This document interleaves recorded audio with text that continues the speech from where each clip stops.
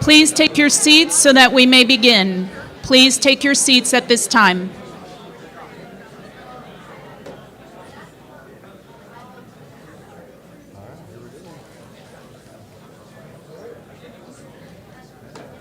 West is in first position, so I guess he's going first. Well, no, Harrison's going in the front. We'll see.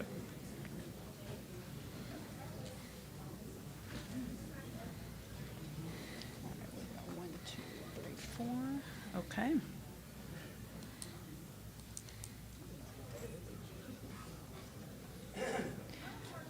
Howdy. Howdy.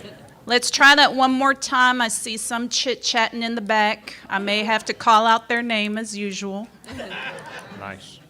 One more time. Howdy. Howdy. Beautiful. Thank you, everybody. Welcome. Thank you for coming out this evening. We are excited to have everybody here. For those of you who don't know me, my name is Eleanor Vasali, and I am the Brazos County Republican Party Chairman. Thank you. I'm excited to serve as chairman and look forward to working with everybody over the next 2 years. It's going to be a heck of a ride till November, so hold on to your seats. And we've got some great candidates here this evening who have taken the time to come out and share their ideas with us, and so we're looking forward to hearing from them as well. At this time, I'd like to recognize the co-hosts of this evening. So, big round of applause for Grassroots Victory.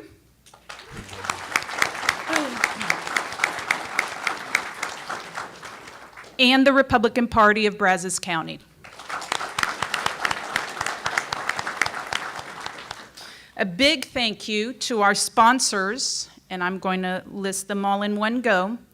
Texas Scorecard, Walsh and Mangan, Rooftop Texans, and John Dowling with Audio Integration Services of Texas. Thank you to all those sponsors.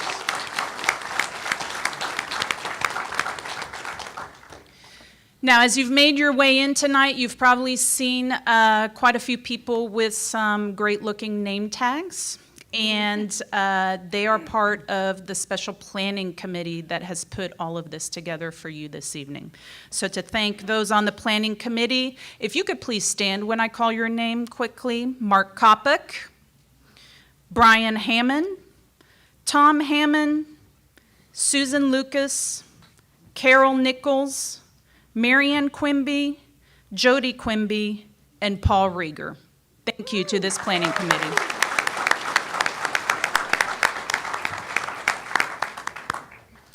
Okay, so we have a few things before we get the candidates up on stage, but I'm just going to run you through these items so we can stay on track with time and save that for our important guests here this evening.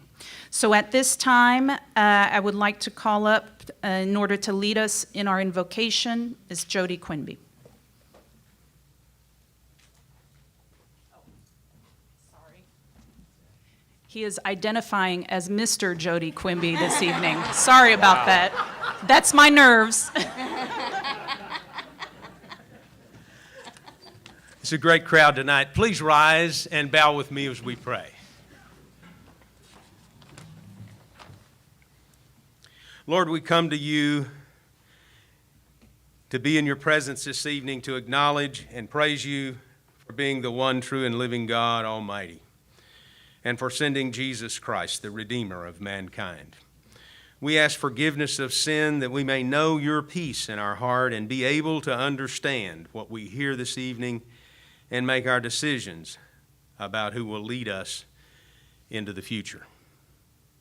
We ask a special blessing on these candidates who have taken their time to be here, these moderators that are helping us, that they will be able to communicate well to accomplish the task that is set before them this evening. We lay all this before you in the name of Jesus. Amen. Amen.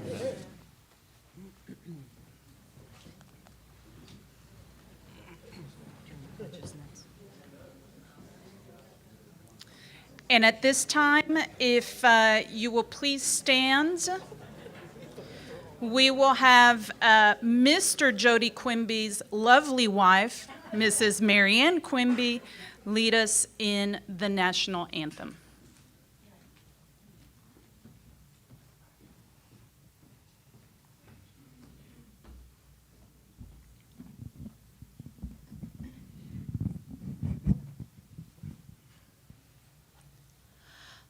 Oh, say, can you see by the dawn's early light what so proudly we hailed at the twilight's last gleaming, whose broad stripes and bright stars through the perilous fight o'er the ramparts we watched were so gallantly streaming, and the rocket's red glare, the bombs bursting in air, gave proof through the night that our flag was still there.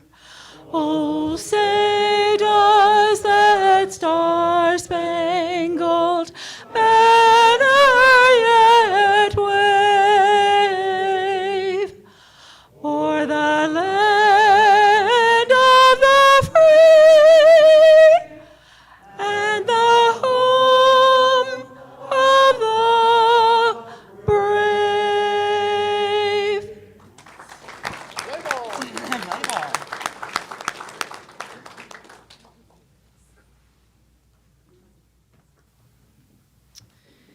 And at this time, to lead us in the pledges to the flag, Mrs. Morgan Mangan.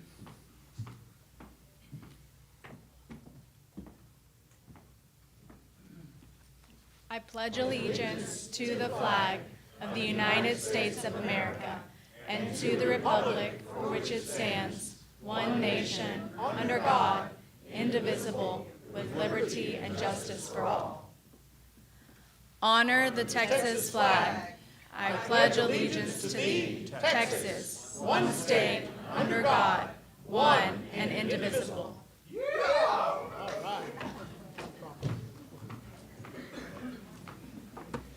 You may be seated. Wonderful. Thank you. Fix this. All right. Thank you so much, Marianne and Morgan. We appreciate it. At this time, I'd like to take a few minutes to go through and recognize our elected officials, as well as our candidates that are here with us this evening. So I'm going to do it a little differently because I would like you to be able to keep in mind officials and candidates that are on this coming ballot. So first, I would like to recognize the officials that are here that are lucky enough to not be on the ballot this round. All right. We have with us here this evening, and so when I call your name, if you can please stand. If you're already standing, I see a few of you, give us a wave so we can see who you are. Here with us this evening, so elected but not on the ballot this round, our sheriff, Sheriff Wayne Dickey.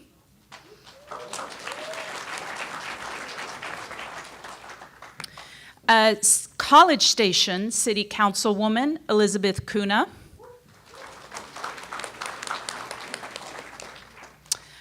College Station ISD Board Member Josh Ben. I lost you. There he is. Bryan Municipal Court Judge Gerald Wise.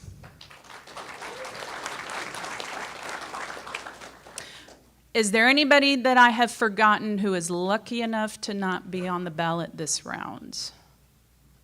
Okay, so thank you to those elected officials. Now, the elected officials that are here with us this evening, but who are on the ballot, and we do have, no, excuse me, I thought we had somebody else, but I will start with our state representative, and if you can please stay standing on this round. State Representative for District 14, Mr. John Rainey.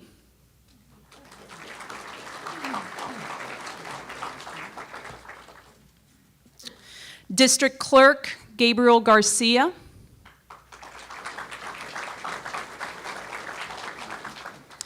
County Commissioner Precinct 2, Mr. Russ Ford. Do we have any other elected officials on the ballot that came in after checkoff? No? Okay, so we will start with the candidates. So everybody take a look. You've got a few incumbents running, and you're going to have a few candidates. As a reminder, we are going through redistricting. So though this candidate is not here, we do have representatives from his campaign for Congressman McCall, campaign representative Griffin Weasel, candidate for State Representative District 12, Joshua Ham.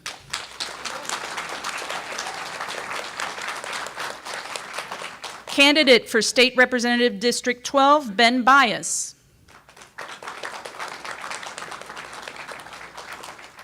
For State Representative District 14, we have our Representative John Rainey as incumbent and candidate John Harvey Slocum.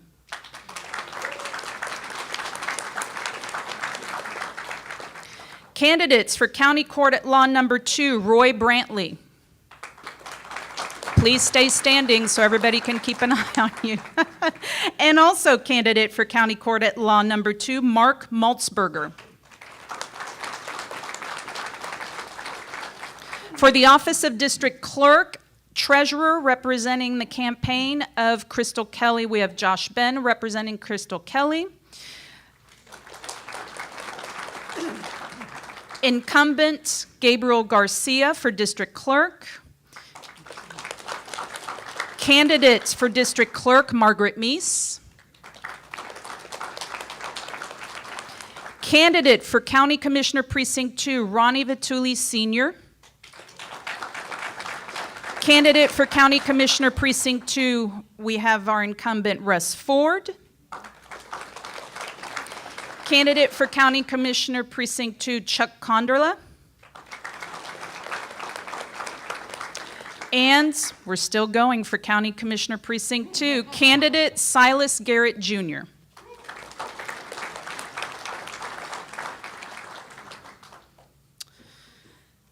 We have here with us this evening, and I'm sorry if I mispronounce your names, candidate for Texas Land Commissioner, Dr. John Spires. Candidate for Texas House 17, Trey Rutledge. Candidate for Texas Comptroller, Mark, and I'm sorry, Gullaby. There we go.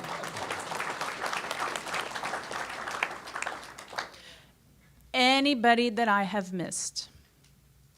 All right, ladies and gentlemen, take another last chance to look around the room. You will have a chance to talk to these people after the event as well. Give a round of applause to our elected official and candidates. Thank you.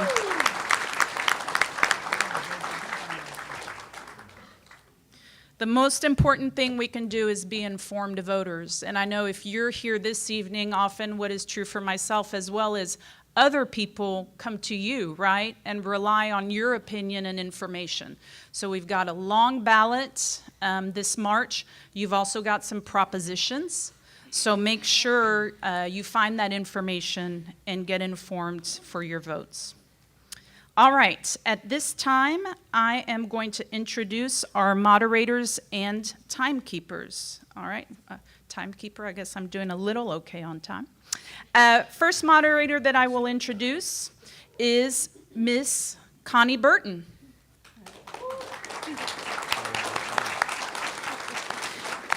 Ms. Connie Burton graduated from the University of North Texas with a Bachelor of Business Administration. She is an American businesswoman, former member of the Texas Senate. She is the founder and CEO of The Texan, bringing you news you can trust to Texans. So thank you, Ms. Burton, for being with us this evening. Next moderator here this evening with us is Mr. Michael Quinn Sullivan. A graduate of Texas A&M, where he served in the Corps of Cadets, whoop, He is an Eagle Scout and loves the outdoors, founder and CEO of Empowered Texans and Texas Scorecard. His writings have appeared in newspapers and magazines around the state and nation. Thank you both for being here this evening. Thank you. And our beloved timekeepers. So, candidates, your eyes will be on first Mr. Mark Kopic and Mr. Tom Hammond, both with Grassroots Victory.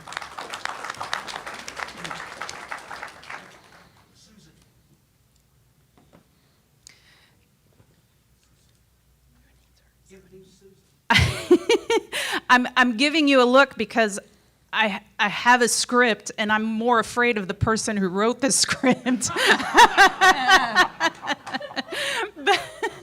But now I hear you. And we also have up front assisting us with the program and the slides, Miss Susan Lucas.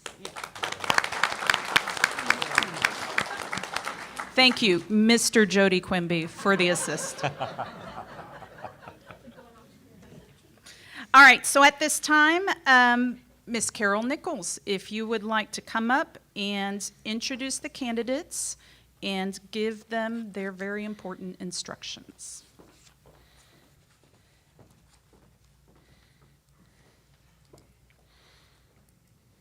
Yes, I wrote the script, and I'm sorry, but she is a committee member, a very important part of our committee. So, I'll go on.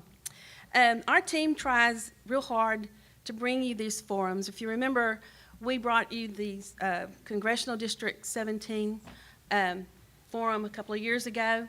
We try to keep it free, and there's no tickets required, and there's no charge.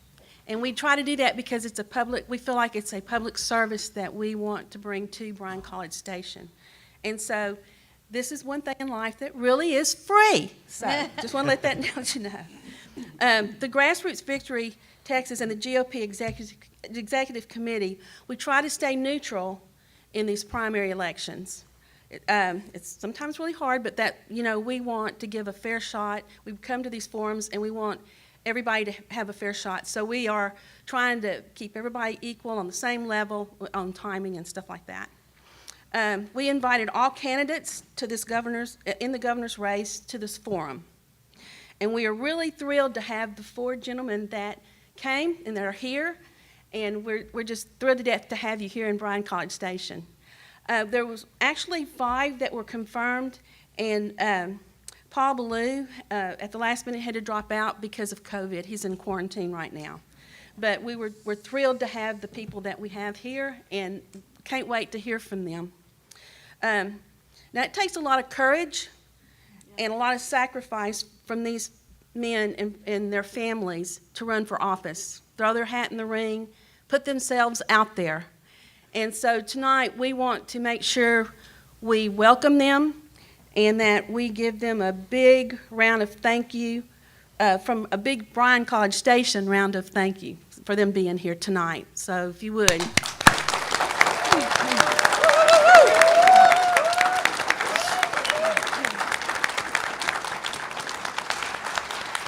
Before the program, we had the candidates come in and draw numbers, and the number that is going to the number determines where they will be on the stage.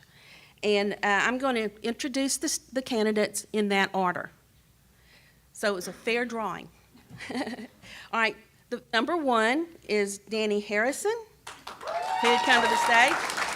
And Danny, you can come and take your seat on the stage as I call your name. Number 2, Chad Prather.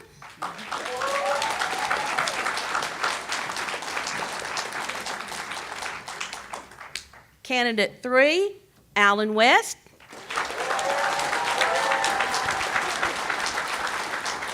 And number 4, Don Huffines.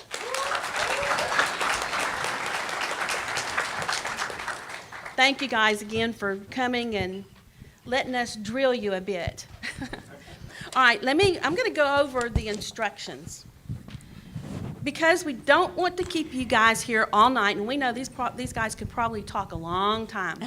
So the candidates' response to the questions are limited. For the introduction and the closing, they'll have about a minute and a half to give you some background, and then in closing, they can close how they want to and address things that they may have missed on the questions. We also have some bullet questions, and you'll have, we put around 15 seconds, but it's a simple yes or no answer. That's all we're looking for on those. The rest of the questions will either be a minute or a minute and a half. And we have timekeepers. Look at them. Don't they look like they're really tough? And the way that will work, each time the timekeeper will keep the candidate informed of the length of time that they have left to give you an answer. There's a green card, and that means you have 30 seconds till the end of your time. There's a yellow card that says caution, you have 10 seconds left. And then there's that big bad card that says stop, and it's a red card. And these will be enforced, the stop card will be enforced by our moderators over here. At this time, I'd like to turn the program over to our moderators, Connie and Michael. Thank you. Good evening, gentlemen. Thank you so much for being here and for, as Carol mentioned, for putting yourself out there. It takes a lot, and I appreciate it very much. I know everybody here does too. All right, this will be a minute and a half that you'll get to answer this question. This is just an introduction to you. But in this introduction, what they'd like to hear is, what political organizations have you actively supported with your time and money? And who inspires you as a champion of conservative values? And why do you want to be governor? And I'll repeat that if you need me to repeat those. But in your minute and a half, if you could touch on those, please. Mr. Harrison. Well, good evening. And I only have a minute and a half, so I might have to be quick. Ladies and gentlemen, my name is Danny Harrison, and I'm a Republican candidate for governor of Texas. And I'm pretty independent thinking. I want you to know that. My motivations for running are very simple. I'm tired of Governor Greg Abbott. I'm tired of a career politician that's never worked in the real world, a governor that's never set foot in the private sector. And his decision-making reflects that. When COVID hit, he shut down $70 billion worth of industry, of hotels, restaurants, bars, gyms, and salons. Had them running at 25%, 50%. Bars shut down indefinitely. But at the same time, he had Costco, Walmart, Home Depot, Lowe's running at 100%. Ladies and gentlemen, that's not a friend of small business. Because of that decision, we lost over 12,000 small businesses in Texas. I lost over $300,000 myself. Those businesses deserve the opportunity to put the proper protocols in place to keep their doors open. Also, we've got to have a governor that's going to push back against the federal intervention, vaccine mandates, vaccine passports, federalized elections, ruining the oil and gas industry with the green energy program. We got to push back on that. And last but not least, we have to have a governor that's going to embrace new revenue streams, entertainment and gambling, decriminalization of cannabis, and eventually legalization of cannabis. Thank you very much. Thank you. Mr. Prather, same question for you. And by the way, the questions are up here also. All right. Thank you, Senator. My name is Chad Prather. A lot of times I'm introduced as an internet sensation. That is a 21st century way of saying I'm unemployed, but I'm popular. I jumped into this race. I was the first person in the primary race in July of 2020 after this governor continued to mandate and deem you non-essential and your business is non-essential. I count well over a dozen constitutional violations in the last 18 months by this governor. Texas Tribune has called Greg Abbott the most powerful governor in the history of the state, and particularly because he sidesteps the legislative process. He's unilaterally making decisions that affect your lives, and we know that's happening. We've all felt the pain from it. I believe in the Constitution. I believe in the state of Texas, and unfortunately, Texas is not the Texas that most Texans think it is anymore. We've got about 5 or 6 years before we start to look significantly like the state of California. You can't argue with the numbers. We have an untenable future. We've got an open border. Our property taxes are through the roof. We have an energy crisis that we know about and a number of other people aren't talking about. We've increased spending by 19.5% while our population's only grown 5.5% under this governor.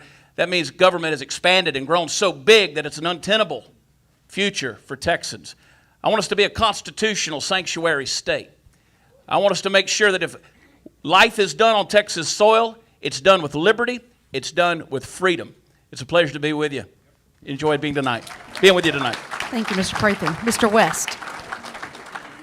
Lieutenant Colonel, retired, United States Army, Allen West. I finished up my military career right here in Fort Hood, Texas in 2004. I've also been a member of the United States House of Representatives and just recently was the chairman of the Republican Party of Texas.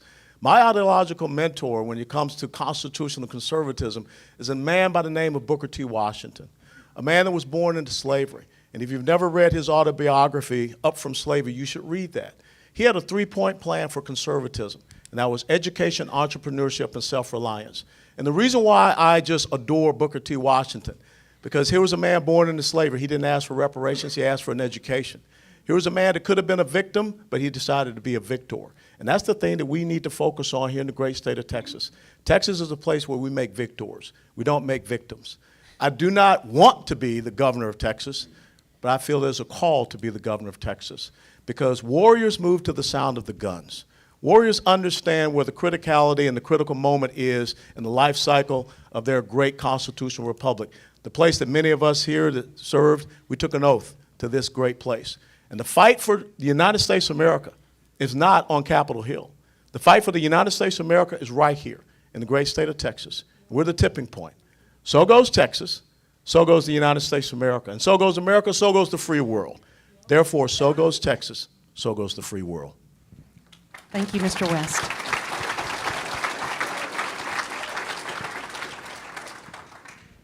Hello, Patriots. I'm Don Huffines, fifth-generation Texan, grew up in the Metroplex. I'm a God-fearing patriot all my life. Been married to my beautiful wife, Mary Catherine, for 34 years. We have 5 children, 4 boys and a girl. We homeschooled them out throughout their schooling career to make sure they could grow up in a good conservative Christian environment. They did. I'm a businessman. I was in that Texas Senate, in that swamp. I got a PhD in that swamp. It really is. I was there from 14 to 18. I was always ranked one of the top 3 most conservative state senators when I was there, and that puts me one of the most conservative in the history of the state of Texas. According to Secretary of the Senate, I'm the only elected office holder in the history of Texas that's been in Austin that never took a dime or penny, no pay, no pension, no health care, no per diem, no travel vouchers, no reimbursements, nothing from the state of Texas. Because I never worked for the government, I worked for the people that sent me there. I'm going to do the same thing as your governor. I'm never taking a salary or anything else. Patriots, I'm going to prove what it means for Texas to be sovereign. Are your property taxes going away? Or is the border secure? Do you have confidence in your elections? I've got comprehensive solutions to those issues. I am Joe Biden's worst nightmare. Thank you. Thank you, gentlemen. All right, on this one, we're going to start with Mr. Prather, and then you have 1 minute. As the governor, what are the top 2 or 3 issues you would like to address? As I said earlier, we've got an untenable future. One of the reasons is because we have a wide open border. We know that this governor has no intention of closing this border down. He has the right to do it. We have the ability to do it and establish the sovereignty of the state of Texas and to make sure that our borders are secure. As governor, this has to become a bully pulpit. Our open border policy that's happening, the smoke and mirror, the media optics that are there, are causing a future for our children and the generations to come that will make Texas lose its legacy, lose its identity, and it'll stop being Texas. We know we have a target on our back. The other issue is this increased spending that we've seen, $48 billion in the last 7 years. That's not fiscal conservatism. Government has gotten so big that we don't recognize it anymore, and it mirrors the federal government in Washington, D.C. We've got to get government out of our lives, and that starts with being true conservatives that roll heads, cut spending, and make that government small again. Thank you. Mr. West. Without a doubt, we have to protect the sovereignty of the great state of Texas. If we do not protect our border, we do not have a sovereign state. So that's job number 1, without a doubt. We've got to make sure that when we deploy our National Guard troops down to that border, they have the right mission, they have the right task and purpose, they are properly trained, they're properly equipped, and they have the right rules of engagement. I think it is absolutely abhorrent that the cartels, which are terrorist organizations, are firing across that border pretty much so every week. and our National Guard troops are told they cannot return fire. I've been on the receiving end. The other thing that is so important, we have to come to realize that edicts, orders, mandates, and decrees are not law. We live in a constitutional republic, not a constitutional monarchy.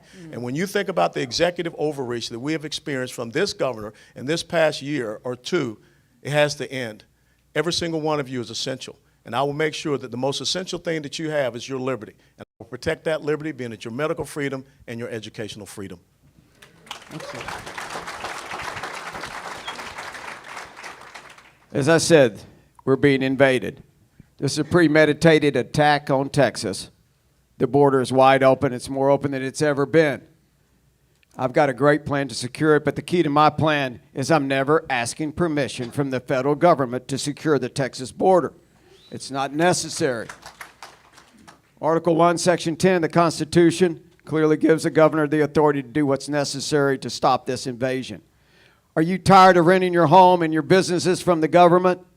Guess what? You never own anything in Texas. All you do is just rent it, and you don't have any control of that rent. It just keeps going up and up. We can do better than that. It's a bad way to fund government. It really is. How about the culture war? Most things in Texas are downstream of the governor's office. Our virtue, our culture, our legislation. It's going to be a new day in a Huffines administration for the state of Texas. Thank you, Mr. Huffines. Mr. Harrison. You got to drop the hammer on federal intervention.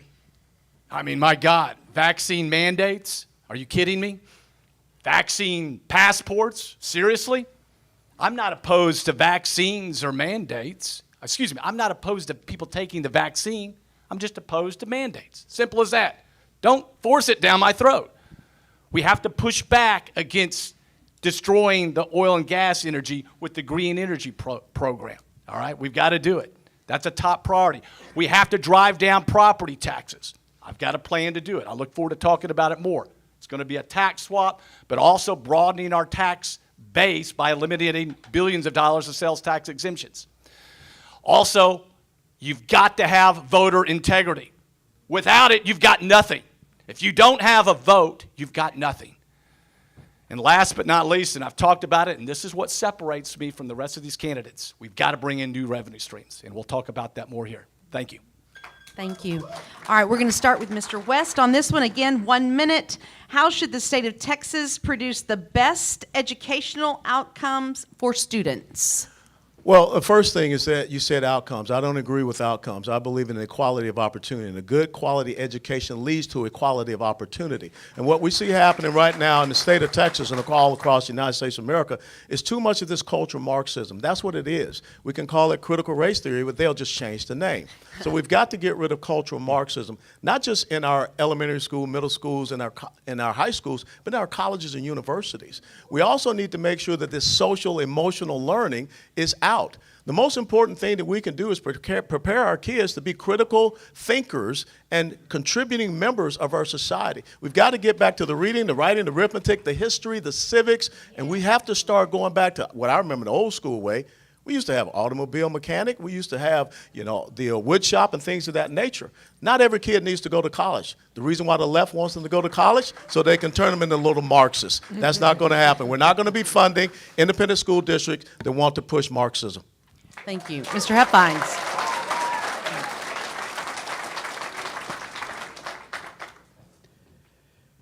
We need to give our students in Texas a foundation of morals. I plan on getting prayer back in every classroom in the state of Texas. I'm not worried about litigation. I'm not worried about the federal government because I'm never going to ask permission from the federal government to do anything. I plan on getting biblical studies in our junior highs.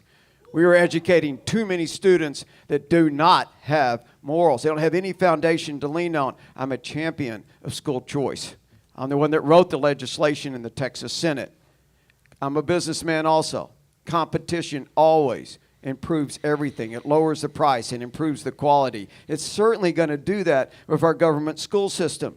We need to get competition in it. It's the best thing we can do for our government schools. Thank you. Mr. Harrison. Well, I definitely believe in school choice. I don't think there's a one-size-fits-all. Yes, I'm a supporter of public education, but it could be a private school, a magnet school, a charter school. There's no one size that fits all. I'm also a big believer in the trades. I'm in the commercial landscape business. I've been doing it for 32 years. Plumbers, electricians, car mechanics, air conditioning, heating guys. We have a huge need for that in this state. There's incredible opportunities for our young people. So I would push that aggressively because the opportunities are unlimited for entrepreneurship in those areas. A lot of money that can be made.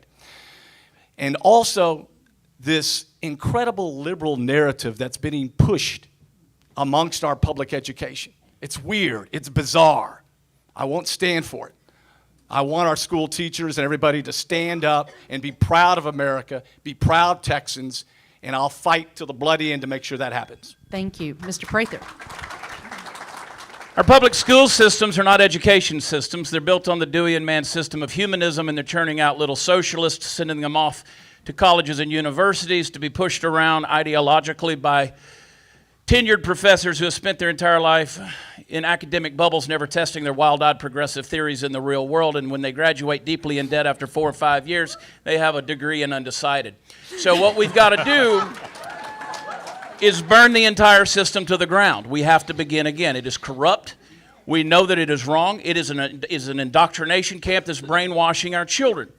We've got to stop this. We've got to change what teachers' roles are. They're there to teach. They're there to evaluate. They're there to promote and encourage. Right now they're training for a test. Our kids have no sense of identity. They have no ability for complexity of thought or critical thinking skills. These are the things that have got to change, folks. Stop making ideologies into policies, especially at the expense of our children. Thank you. All right. This is a yes or no question, so quickly we'll just go through each one of you. We'll start with you, Mr. Huffines. Yes or no, do you support a referendum on the ballot that says, quote, the state of Texas shall reassert its status as an independent nation? Yes. Mr. Harrison. Yeah, I like that. Mr. Prather. Yes. Mr. West. Yes. Thank you. All right, thank you. Is this still me? All right. All right. All right, good evening, gentlemen. In various ways, we see states blocking federal mandates. For instance, in Oklahoma, where they have said no to the vaccine mandates for their troops, states simply saying no. As governor, what actions would you take to hold the federal government in check to protect Texas's sovereignty? And we will start with Danny Harrison. Read that question.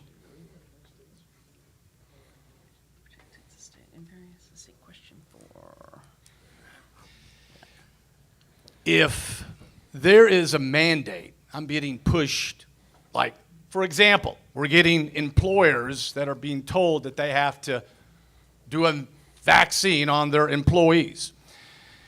Now, if I'm governor of Texas and you're a large corporation or you are an entity of the state of Texas, and if you don't abide by my executive order, which Governor Greg Abbott put in place, yes, I'm going to take action.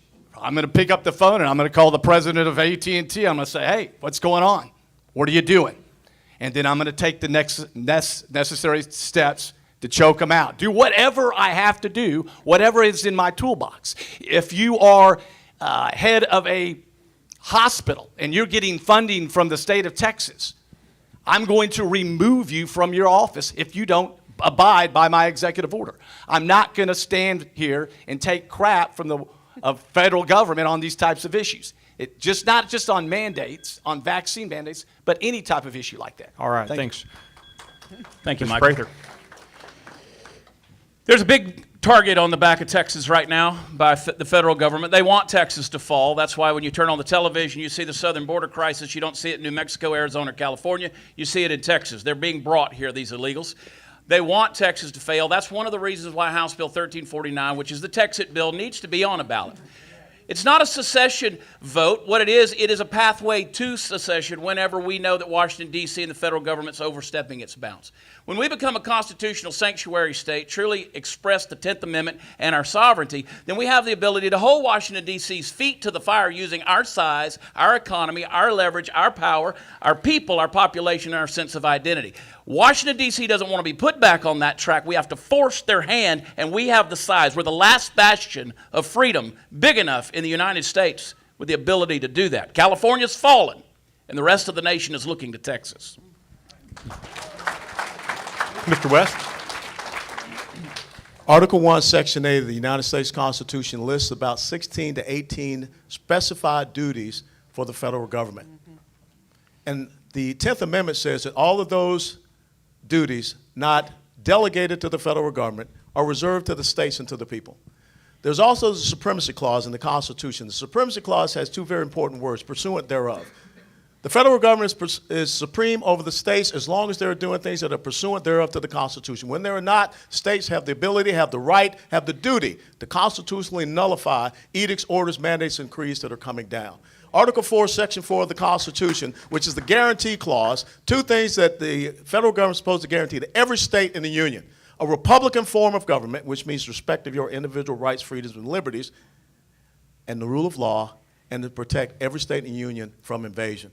We're just going to stand on the Constitution. And as far as our National Guard troops, unless they're on Title 10 or Title 32, they belong to the Commander-in-Chief of the Texas Military Department. That's the governor.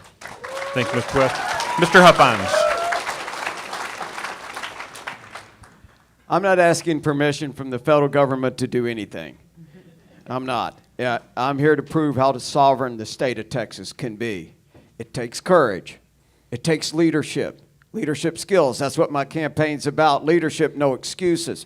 You know what an excuse is? It's the skin of a lie, and we're all tired of it. There's three legs to the stool: the legislative, the executive, and judicial. Well, guess what? Those judges can't enforce the law. They're just there to interpret the law. It's our time to get up to play. It's our time to be on the offense. We're tired of playing defense. We're going to let them try to enforce all their laws against Texas. We've got the Constitution on our side, and we're going to use it. We're not asking permission. All right, gentlemen, moving on. This next question is for Chad. We'll start with Chad Prather. What is your position on marijuana in Texas? You know, it's funny. This becomes a hotbed issue, a hot topic issue. And I don't believe that it is the government's role to legislate morality, and a lot of people interpret this in terms of a morality issue. What I've said consistently is I'm not going to run for governor for the purpose of advocating for certain things, such as the passage of legalization of cannabis or even gambling, but I will allow the people of Texas to make that determination. Let's put it on the ballot. If it gets to that point, passes through the House and passes through legislative, let's let the people of Texas vote on it. I think that we've got examples from other states of what not to do and examples of what we could do as far as revenue streams, possibly to increase that. But Texas is a wealthy state, folks, a wealthy state. And before we start adding revenue streams, let's be careful that we're doing it the right way. Thank you, Mr. Prather. Mr. West? Probably the wrong guy to ask this question because never smoked, never drank, never took drugs. This morning I got up and knocked out about 4 miles and a few push-ups and crunches before. So I say no to legalizing marijuana. Let me tell you why that's so important as well. On the Form 4473 that you go and apply to get a weapon, it says on Form 4473 if you're under the influence or taking marijuana. Now either you're going to lie or you're going to tell the truth. If you tell the truth, then you're not going to be able to get that weapon. United States military, when you go to be recruited, they're still going to ask you if you're taking marijuana. Our national security is very important. That's one of the preeminent duties for not just the state of Texas, but for the United States of America. And so I would not have legalization of marijuana, but I do support the medical use of marijuana because there are many veterans that need to have that, but it has to be in a controlled way so that we don't go down the path of the opioid crisis that we saw in several other states. Thank you. Mr. Huffines? I'm against the full legalization of marijuana. I am for expanding the medical use of marijuana, and I am for the decriminalization of the laws, and I'm for equal enforcement of the laws around the state of Texas.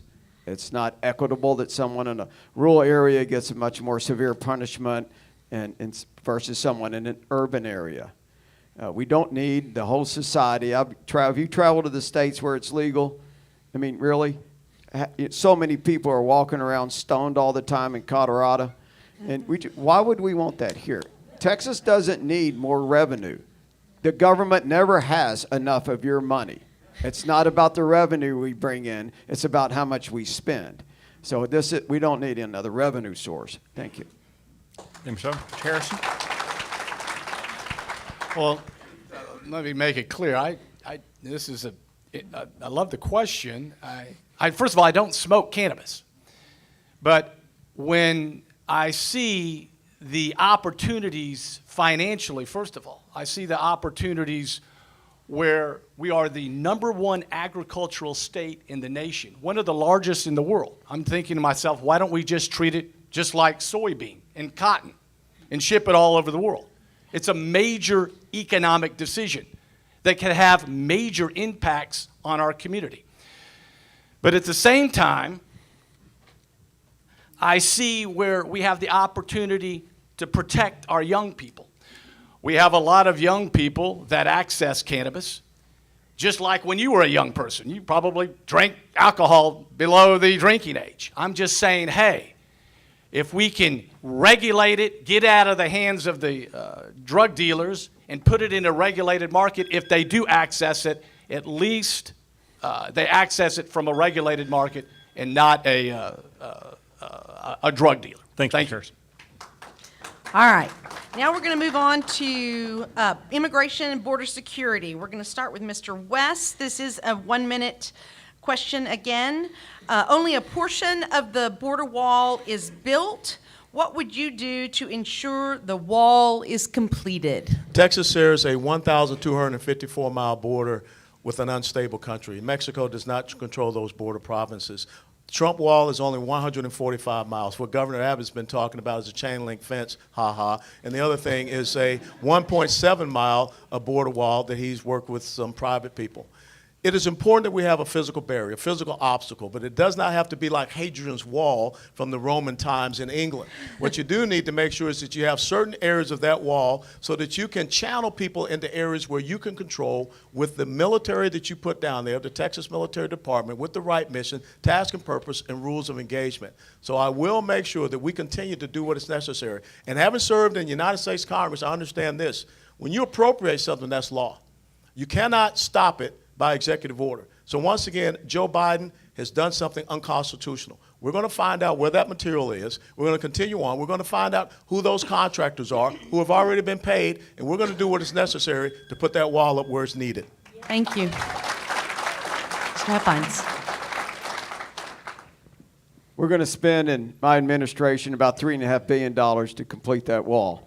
This is a good trade. I'm a businessman. Compared to how much Texans spend on illegal immigration annually, which is about $6 to $8 billion. My plan to secure the border is very comprehensive. I'm never asking permission from the federal government because, like I said, we don't need to. We've got Article 1, Section 10. I'm going to make Mexico secure their side. We have to put the hurt on Mexico. There's 25 bridges over that river. I'm stopping most inbound commercial traffic from Mexico. This is to make sure they feel the pain to secure their side of the river.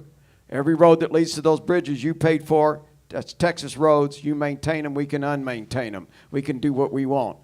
We got to put the hurt on Mexico to make them cooperate. I'm engaging the entire Texas military, soliciting support from other states. We're not enforcing immigration law. We're going to stop this invasion. Thank you. Thank you. Mr. Harrison. Well, building the wall is a priority because it's just keeps people from coming in here. It's a deterrent. It's obvious. But let me talk about something for a second. These other candidates are saying we don't want new revenue streams. Are you kidding me? If I'm looking at cannabis in Texas and I can bring $3 billion to the bottom line, 100,000 jobs to Texas, and these guys just saying blow it off? Are you serious? I don't buy it. I think Texas needs additional revenue streams, and that's exactly what can be used to help build that wall. Because if it is not coming from the federal government and it's coming from the state, you better have new revenue streams to do it.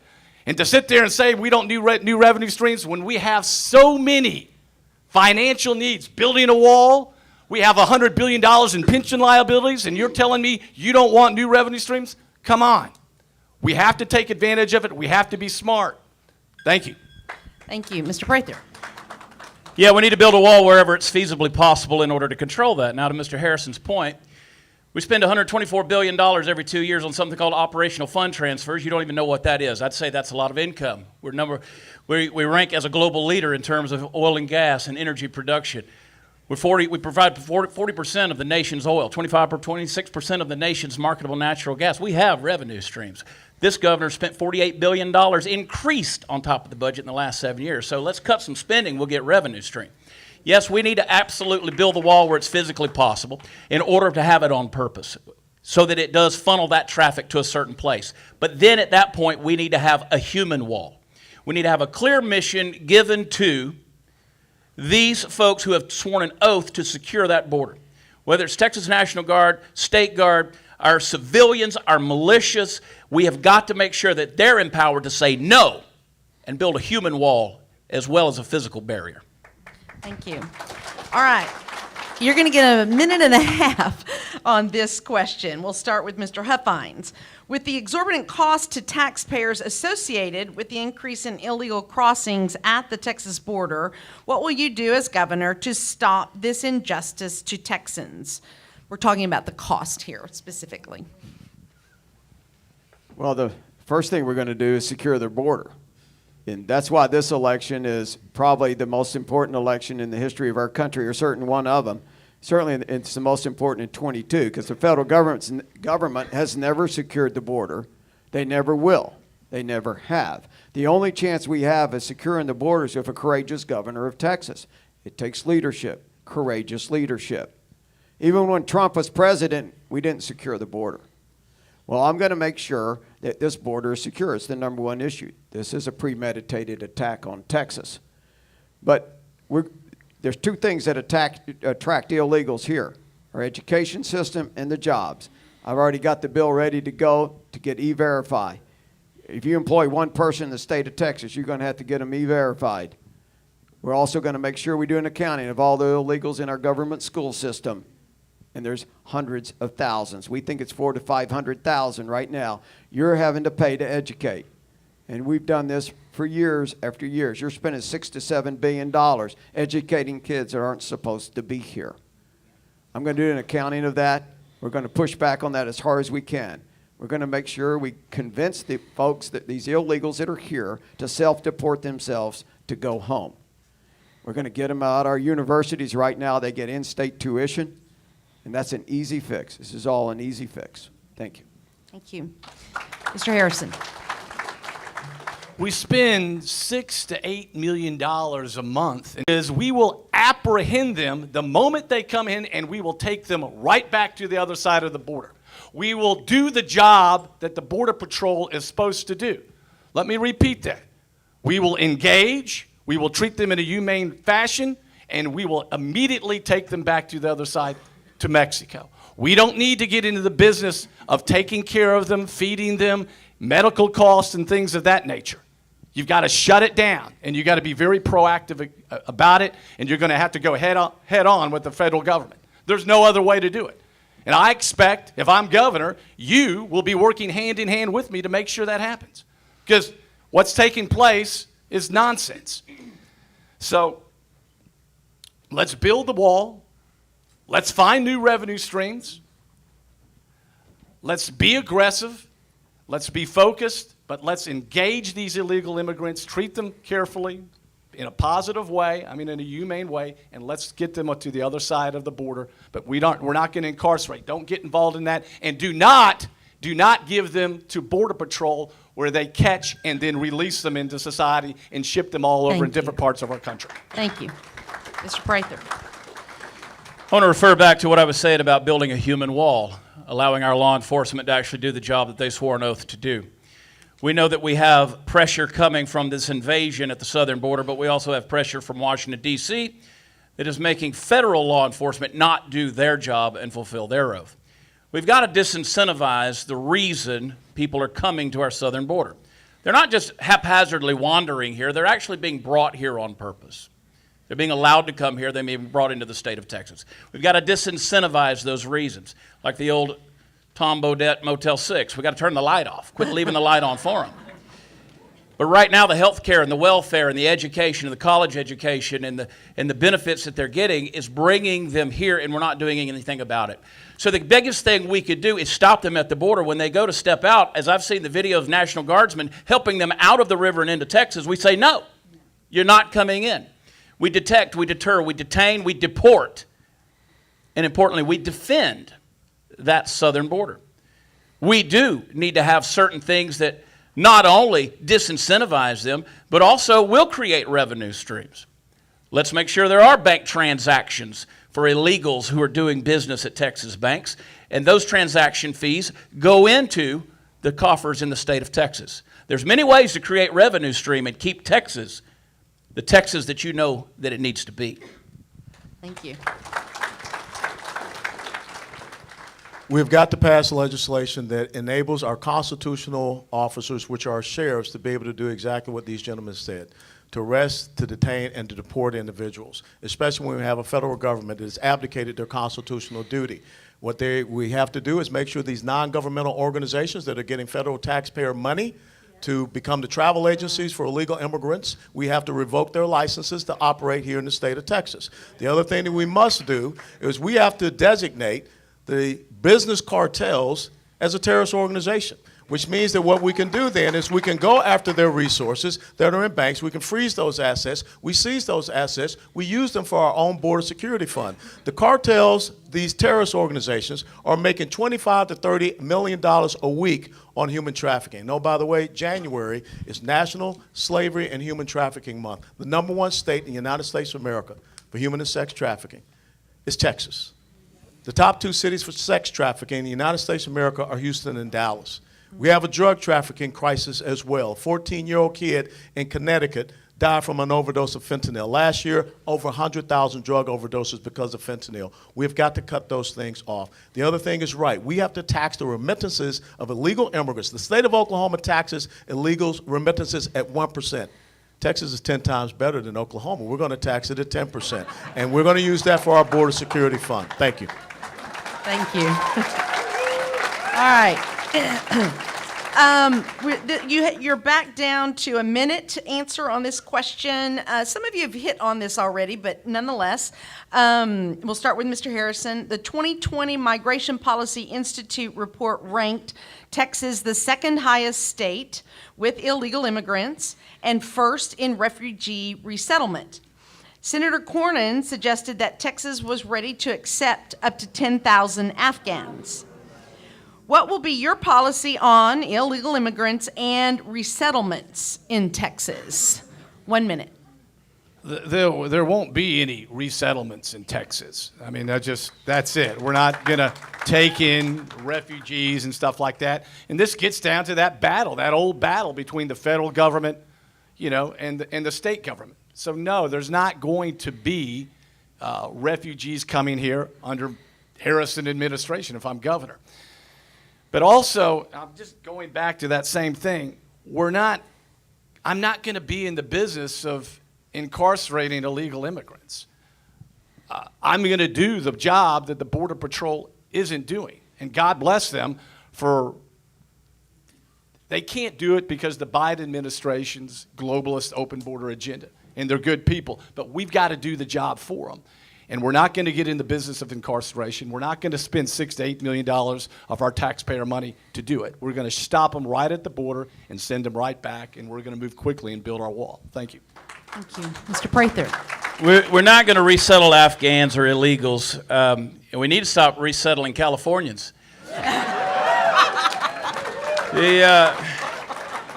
Quite honestly, it's not only costing you money, and it's taking away your rights and your liberties when you have illegals that are being put in the man camps and our men and women in the oil and gas field can't even live to do their job.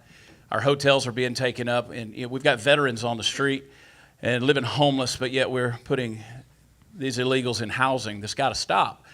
Folks, I love the state of Texas, and I know you do as well. The reason we love it is because the spirit of Texas is an identity. And right now, Border Patrol, if they bring someone across and they're filling out a piece of paperwork, they're not allowed to even write the word assimilate on that card. The folks that are coming here have no intention of assimilating into the identity of the spirit of Texas that we know. So we've got to stop it and protect it, or we're done historically. Thank you. We turn illegal immigrants around. We want people to come into Texas. We want people to come into the United States of America, knock on the front door, not sneak in through the backyard. And so that's the first and foremost thing. And we have to have that ability to do so, and we have to codify it into law. I will tell you, I spent 2.5 years in Afghanistan, and I work with interpreters. I work with translators. I remember when one of our interpreter translators lost his phone, and the Taliban got a hold of that phone. And the Taliban went down through every single contact person, and a lot of those ITs were found beheaded. I have no problem with those men and women who put their lives on the line, that want to have a better way of life, for them to come here because they put their lives on the line, but they have to be vetted. What we saw happen with the Biden administration, where it was just all cats and dogs, no, that cannot happen. But there are some people that, as my 2 interpreters that I helped to get out of Afghanistan, what I had them do was to read the Declaration of Independence, read the United States Constitution, and write an essay on why they thought the United States of America was the best country in the world. Thank you. When I was in the Texas Senate, I passed legislation to get Texas out of their refugee resettlement program. The state implements this program as the boots on the ground for the federal government. Texas has always been, as it says, one of the #1 destinations for refugee resettlement. And of course, in my administration, we're going to make sure that doesn't happen. We've got to stop the magnets that convince illegals to get here, to want to come here. And the main thing is their jobs. That's why we need to E-Verify. The other main thing is the education, and the next is health care. So let's design, and I'm going to do that, design a system so that we can vet these folks and deport them. If we catch them, we're going to deport them. It's as simple as that. And we have one last audible question, I believe, by Mr. Sullivan. Yeah, so before we move to our next section, you're not going to see this up on the screen. A lot of us have been horrified over the past couple of months to learn of the suicides of our soldiers and airmen participating in Operation Lone Star there at the border. 545 soldiers have experienced significant pay issues while participating in OLS. And just today, though, to add to the morale problems in the Texas Military Department, the comments of Major General Ervis of the 36th Infantry Division based at Camp Mabry said that 59% of the soldiers in the 36th Infantry Division are unvaccinated, and therefore that means about 8,000 soldiers could be facing forcible discharge by June. What would you do as the governor of Texas to protect the men and women serving in the Texas Military Department? And I'll start with Chad Prather. So thank God that we have men and women who are willing to put on a uniform every day with the willingness to serve, sacrifice, potentially give their lives for our liberty. God bless our active duty military, our veterans, and I'm certainly thankful, and Texas leads the way in regards to that as far as the rest of the nation. Right now, our Texas National Guard does not have a clear mission. They don't have clear marching orders. There's frustration in the ranks. There's not a clear chain of command. They don't know why they're there in many cases, and there's chaos and there's confusion. Someone said a long time ago that if a leader gets too far out in front of the people they're trying to lead, that the people will tend to perceive that person as the enemy. Well, right now, when we've had 4 suicides, a 5th accidental suicide, and a 6th, which was an attempted suicide, which thankfully was thwarted, we know that there's trouble in the ranks. You know, the governor has put out different media opportunities to show MPs down there that are not in battle dress, they're not in riot gear, they're not in a good formation, they don't have deployment patches, which tells me that many of the men and women that are down there do not have experience. And so what we've got to do is we've got to give them a very clear mission. We've got to give them all of the human and material resources that we have at our disposal in the state of Texas so they can go down there and do a job and do it clearly and do it forcefully, knowing why they're there. And these payroll issues, I have a spreadsheet in my possession that has 388 names of Texas National Guard members who have not received payroll. This is untenable, it's unacceptable, and it's got to stop. It's a dishonor to the men and women that put on that uniform who are down on that border. And so you wonder what our problem is. We've got to make sure that we get a new adjutant general, someone who knows what's going on, is willing to command and actually make decisive decisions. And ultimately it comes back to the governor, who in this situation of invasion, of course, is the commander-in-chief, as the state leader. We've got to stop this. We've got to change this. And it comes down to making sure that these men and women are honored and enabled to do the job that they were given to do. Mr. West? For 22 years, I wore a uniform. And what is happening in the Texas National Guard is a failure of leadership. And that failure of leadership starts with the commander-in-chief of the Texas Military Department. This is what happens when you do exactly what soldiers fear more than anything else. You use them as a political tool, as a political optic. 3 weeks ago, I did a press conference because so many soldiers down there on that border were sending me text messages, emails, and saying, "Colonel, will you please speak up for us?" And I stood next to the command sergeant, former command sergeant major of the Texas National Guard, Jason Featherton. And therefore, now we have attention on this. This is being written about in the Army Times, in the military.com, and the Military Times. And to this point right now, no one has been relieved of command.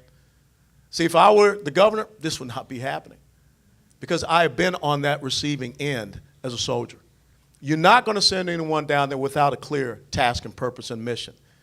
And I would be down there with them because that's what leaders do. Leaders lead from the front. Leaders lead by example. They're out there at night. They're walking patrols. Unfortunately, that's not happening. And that's why it's important to have someone that's been in the position of safeguarding and patrolling on borders previously. Mr. Huffines? Never-ending missions with the military is very depressing for the soldiers. They know that this thing's never going to go away. They know they're not making a difference. They know that they're not having the authority to actually do something on the border. So of course they're going to be depressed. They're pulled away from their homes, their jobs, their families. And they go down to the border to watch TV cameras. They go down to the border to help the illegals out of the rafts, and then they push the raft back across the other side so more can come over and they can help them back out. It's political show down there right now. It's a typical Abbott political ploy. It's all for show. We need courageous leadership. First thing we're going to do is get rid of the adjutant general. They are appointed by the governor. It'll take me about 2 or 3 months to get control of it, and it'll take me about 30 days to secure the river. Thank you. Mr. Harrison? Well, my grandfather was a brigadier general. My aunt and uncle were both colonels in the United States Army. My nephew was serves proudly in law enforcement as we speak. Let me tell you, are you kidding me? They can't get the checks to the troops? That's shocking to me. I'm a small businessman. I get it. But if we have, these are our young men and women down there protecting our country, doing the job that Border Patrol's not able to do. But under my command, we will engage with the illegal immigrants. We will engage and take them right back to the other side of the border. If the checks aren't getting written and they're having a problem getting paid, I will go down there personally as governor of Texas and write the checks myself. And governor of Texas, it means you're commander-in-chief. And I will be out there in the field with them, talking to the troops, making sure everybody's moving in the right direction, doing what they're supposed to be doing. I'll fire them up and get them going. And we'll have a positive movement forward in getting the job done and protecting the border and taking care of our troops and making sure they are the #1 priority. Thank you. All right, thank you, Mr. Harrison. All right, we're going to change gears a little bit. Our Lieutenant Governor Dan Patrick said that we were just moments away from catastrophic failure of the electric grid in February of 2021. Going forward, how would you, as governor, avoid this situation, and we will start with Mr. West. We were exactly 4 minutes and 53 seconds away from a catastrophic failure that would have had a state with an abundance of energy resources look like North Korea on a satellite image map at night. The number one thing you have to do is you have to stop having such a large amount of energy distribution in an unreliable energy system, and that's wind and solar. Last year in February, on the 14th, the ERCOT operator sitting there, 23% output. That's what we gave to wind and solar. It ended up dropping down to 3%. And then we looked and tried to see if we can have natural gas backup. Well, guess what? They did not do any winterization of natural gas plants whatsoever. Any dummy will tell you in the United States Army, in the United States military, prior to going into the winter, you winterize your equipment, your generators, your vehicles, your what have you. You do that in the fall. I will be a governor to make sure to hold people's feet to the fire to do that winterization. I will make sure that we don't sit around and take a check from a wind energy pack like this governor did 1 week prior to that catastrophic event. Mr. Huffines? Of course, Texas is the fossil fuel capital of the world. It is. And why don't we use that? Because our governor decided he wanted to be in the cool kids club. He wanted to be the green energy guy. He's the one that won the Green Energy Award about 30 days before we had the big freeze. This is the number one issue the Democrats are running on. It's the ads you're going to see on the TV all the time about Texans freezing to death. Well, nobody on this stage can be held accountable to that. Only our governor can. This is about leadership. Texas used to have the most robust independent grid almost in the world. We were certainly the envy of the nation. We didn't allow power lines across the rivers. We didn't import any electricity. That's why we're ERCOT and not part of the FERC system. I'm going to make sure we're going to stop all the subsidies for the wind and renewables. And I'm going to make sure if you got wind and renewable energy being put into the system, you've got to replace it when the wind's not blowing with fossil fuels. Thank you. Mr. Harrison? Well, no doubt you have to winterize your system. You've got to make sure that everything is winterized. Your natural gas plants, your coal plants, your wind, your solar, whatever it is, nuclear, the gas pipelines, they all have to be winterized. And the reason they're not winterized is because we had never had a reason to winterize. Because it is a free market system that we are under, which I support. But nobody has held these energy producing companies accountable. And that's what we have to do. And we're going to have to work with these companies because they're free market companies. We have a growing population. We're going to have to offer incentives for them to provide additional energy for us. But so winterization's got to be done, all right? Let's get rid of the subsidies in regard to wind power and solar and such, and also continue to promote natural gas in Texas. Thank you, and Mr. Harrison. nuclear energy in Texas. Thank you. Mr. Prather? So a lot of people learned a lot about ERCOT last year. We learned that it wasn't big. The board wasn't even, many of them, in the state of Texas. Some weren't even in the country. Ultimately, the responsibility falls on the desk of the governor. He's got to make sure that this is administrated properly, facilitated properly, it's maintained properly. As I said earlier, we produce 40% of the nation's oil, 46% of the nation's natural gas. We're the number 2 producer of lignite coal in the nation. We don't have great coal, but we have coal that burns. And last year, when people on social media were telling me, oh, you poor Texans, you can't handle a little cold outside, I said, it's not that it's cold outside, it's cold inside. People were dying in their homes. In Texas, we shouldn't see our breath inside. It would have been nice if those coal plants had been turned on and we could have turned the knob and made it a little bit toastier inside. We've got to stop subsidizing green energy. I keep saying over and over again, we've got to stop turning ideologies into policies. You want to do some of those windmills? Let them stand on their own 2 feet. Quit bailing them out. And maybe send them down to the border and let's put those fans on top of the wall and let that be the last obstacle. Thank you, Ms. Prather. All right, before we go to the next question, this is for those of you here in attendance. The Republican Party has asked me to remind you that there is going to be a straw poll as you leave, so please stop by the table outside to participate. The table is outside the ballroom. So for the four of you, that just increases the pressure on how you answer these next couple of questions. So, I got jokes, Michael. there you go. Take time off of him. All right. Your next question. Do you agree with the current Texas Disaster Act of 1975, under which the various mandates that the governor has issued have been authorized? If not, how would you change the Texas Disaster Act as governor? And we will start with Don Huffines. No, I don't agree with the act. There was a bill submitted in the legislature this session that was very workable, where the governor could call an emergency, but after 30 days, he needs to go to the state legislature. We don't need a king, and that's not what we're here. That's why we have a constitution. We don't swear allegiance to a king, and that's what we've got a governor right now that thinks he is. So I'm supporting legislation to rein that in, to make sure that the legislature makes the final decisions on most of all these edicts and executive orders that's come from the governor.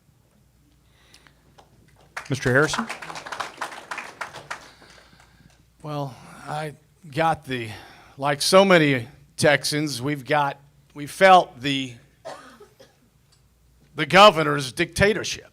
I mean, when you shut down $70 billion worth of industry of hotels and bars and gyms and restaurants and movie theaters, we felt truly the power of executive power. I mean, 12,000 businesses shut down, millions of people on unemployment. So obviously, it was an unusual situation, but this has to be changed. The power of the governor cannot have that type of power to ruin people's lives like he did. And so that definitely has to be handled in the legislative process, and it's a priority, and it's something that we as Texans are going to have to look at and make the modifications that are necessary so something like that doesn't happen again. Mr. Prather? I hate the word mandates, don't you? Tired of it. What that does is that equips a person like this governor to continually act with tyrannical power, unilaterally sidestepping the legislative process. And we have a lot of things that supposedly sound good in campaign season or look good on paper, but do they work? They don't work. And if they don't work, they need to be eradicated. They need to be revamped. They need to be redone. As I said earlier, some things need to be burned to the ground. And we just need to start all over with that. So, that works. What? So close. That didn't work. Thank you, There you go. See me at the bar later. I'll do the same thing. Yeah. I don't know. Yeah, there we go. We'll try this. So what we've got to do is we've got to stop giving this governor or any governor that kind of power to be able to operate dictatorially and unilaterally. You know, when Hurricane Harvey hit a few years ago, we didn't have to get mandated to help each other. Yeah. We packed up the trucks and we drove south. And we helped our neighbors. And that's what Texas is all about. That's what Texans do. We take care of each other. We take responsibility. We don't have to be mandated to do those things. And so in these situations, yes, anything, just like someone who's an incumbent in office right now, most of them need to go. We need to start over again. Well, it's the same with these acts and these management laws and these edicts and all of these things, which at this point in time are not working, folks. They're not working, which sort of reminds me of this governor. He's not working either. Mr. West? Yes, without a doubt, I would reform that emergency act. And as chairman of the Republican Party of Texas, we had 8 legislative priorities. But I brought forth the 9th legislative priority, and that was to curtail executive overreach. Because what we saw happen, show me in the Texas State Constitution or the United States Constitution where an elected official has the enumerated power to decide who or what's essential. It is not there. But yet this governor did that. And furthermore, I joined on a lawsuit against Governor Abbott because Governor Abbott unilaterally changed election law in the state of Texas to increase early voting from 2 weeks to 3 weeks. The most powerful branch, when you look at the Texas state constitution, also the United States Constitution, is the legislative branch. And as has been said up here before, we live in a constitutional republic, not a constitutional monarchy. And it's not just making sure that you curtail the executive powers for me, it's for the future governors to make sure we never find ourselves in this situation again. After 30 days, even in an emergency, you're supposed to go back to the legislative branch for anything that you seek to do. And the most important thing we must always understand and remember, that no emergency suspends your constitutional rights and freedoms.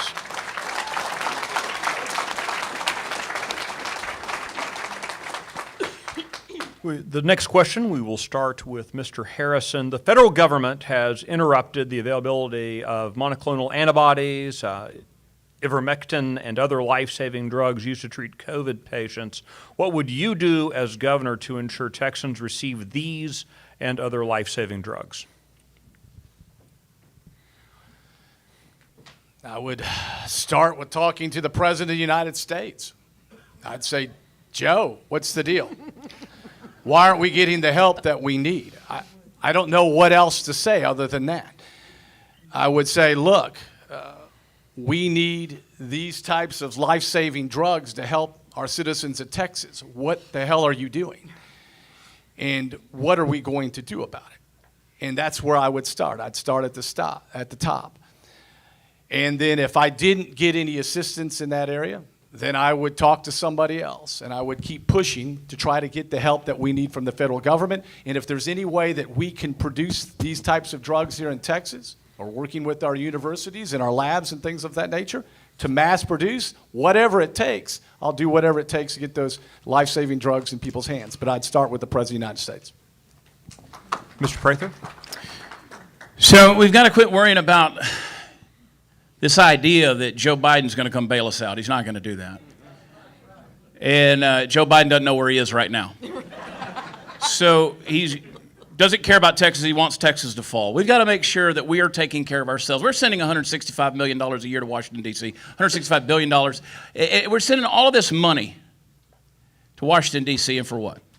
This is why I say we have to use our size, power, our economy, and our leverage in order to hold Washington, D.C.'s feet to the fire. We have some of the greatest science and medical facilities, institutions, and minds in the world right here in the state of Texas. There's no reason why we can't be self-sufficient. There's no reason why we can't be independent. And we take care of our own without relying on President P-Pads to consistently bail us out. This is Texas, and we're going to take care of our own. Mr. West. I don't know how you follow up President P-Pads. As you know, back in October, my wife and I came down with COVID, and of course, we got the monoclonal antibody therapy treatment, and that knocked it out for us. And then right after that, I had to go into the hospital. I refused the remdesivir, and I had the budesonide nebulizer treatment. You know your body better than anyone else. You should have the ability to choose what treatments, protocols, and therapies you want. Hydroxychloroquine, ivermectin, all of these things. And the problem that we have here in the state of Texas is that we should not have a Texas Medical Board, Nursing Board, Pharmacy Board that are telling people that you cannot prescribe these treatments, you cannot recommend these treatments, or else we're going to bring fines down on you. We got to clear out the leadership of the Medical Board, Nursing Board, and Pharmacy Board. The other thing is that just recently the governor signed into law SB 8, which took $19 billion of COVID relief funds from the federal government.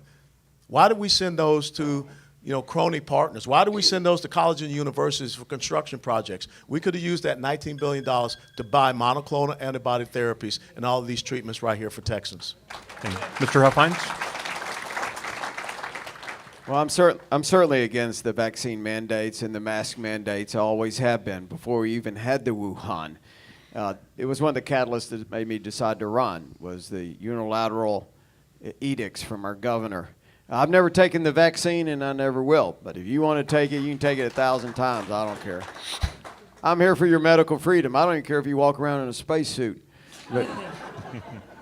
But the main thing is the state of Texas. Well, I'm going to ignore the federal government. This is Texas.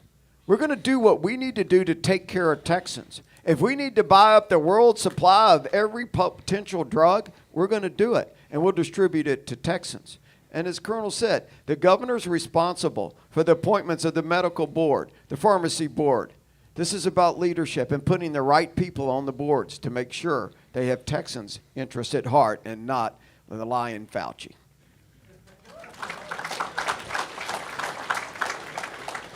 For our next question, we'll start with Mr. Prather. Schools, businesses, and other entities who receive federal funds are ignoring the Texas governor's executive orders that ban vaccine and mask mandates. How would you address these schools and entities? I'm just not smart enough to turn it on. But I can deal with the mandates. First of all, the executive order is not worth the paper that it's written on. You've got to get it to a legislative process. You've got to pass it into law in the state of Texas. This governor's continually sidestepping that process because he thinks that he can act as a dictator. We can't do that. We're not going to sidestep this process. But we have to pass legislation that's got teeth in it, okay? What do I mean by that? Well, it's one thing just to pass a law, but you have big companies that operate in the state of Texas, United Airlines, American Airlines, Southwest. They're going to continually do these things. We need to pass legislation, that says, hey, you're going to put somebody on a leave of absence for not having a vaccine, American Airlines, and you're going to put them on unpaid leave for 14 days. We're going to fine you $25,000 a day for every employee here in the state of Texas. Texas A&M, you know what? You use United Airlines to fly your team, fly your booster, fly your band, fly your coaches all over. You know what we're going to do? We're going to say no more Texas state universities are going to utilize these companies as long as they're mandating vaccines. This will be a constitutional sanctuary state, and we're going to put an end to it and put legislation with teeth in it. Mr. West? Once again, we need to have that lesson in civics, that an executive order is meant for you to manage what goes on in the executive branch. It's not a means by which you can rule over people, and people are not going to pay attention to it. And the other thing you have to realize is that it's kind of funny that the exact same person is saying that now you can't have a mandate when he was the one that opened that Pandora's box in the very first place.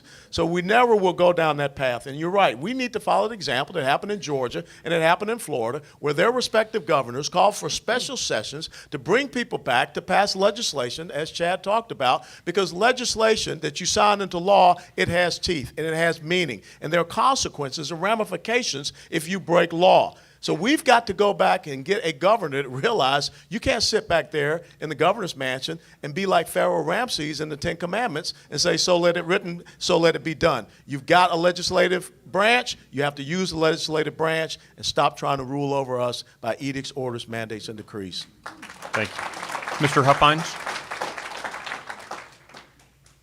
I'm the only person running for governor that's actually served in the swamp in Austin.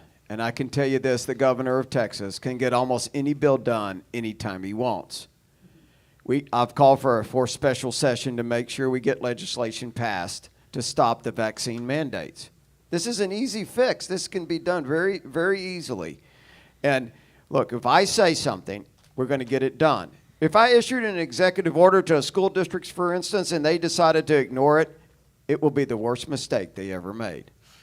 The power of the governor is the power of the budget, the power of legislation. And I can tell you what every school district wants is more money. And that's what they want. But so does all government.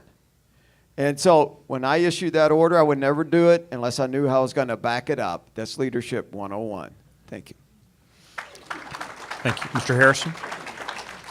Well, we got to have a fourth legislative session, and so many elected representatives here in Texas are supporting that. And that's what needs to happen. We've got to put teeth in it. You've got to have it where simply you're going to have teeth and there's going to be consequences when you're forcing these mandates down people. We've got to have legislative process to address those issues.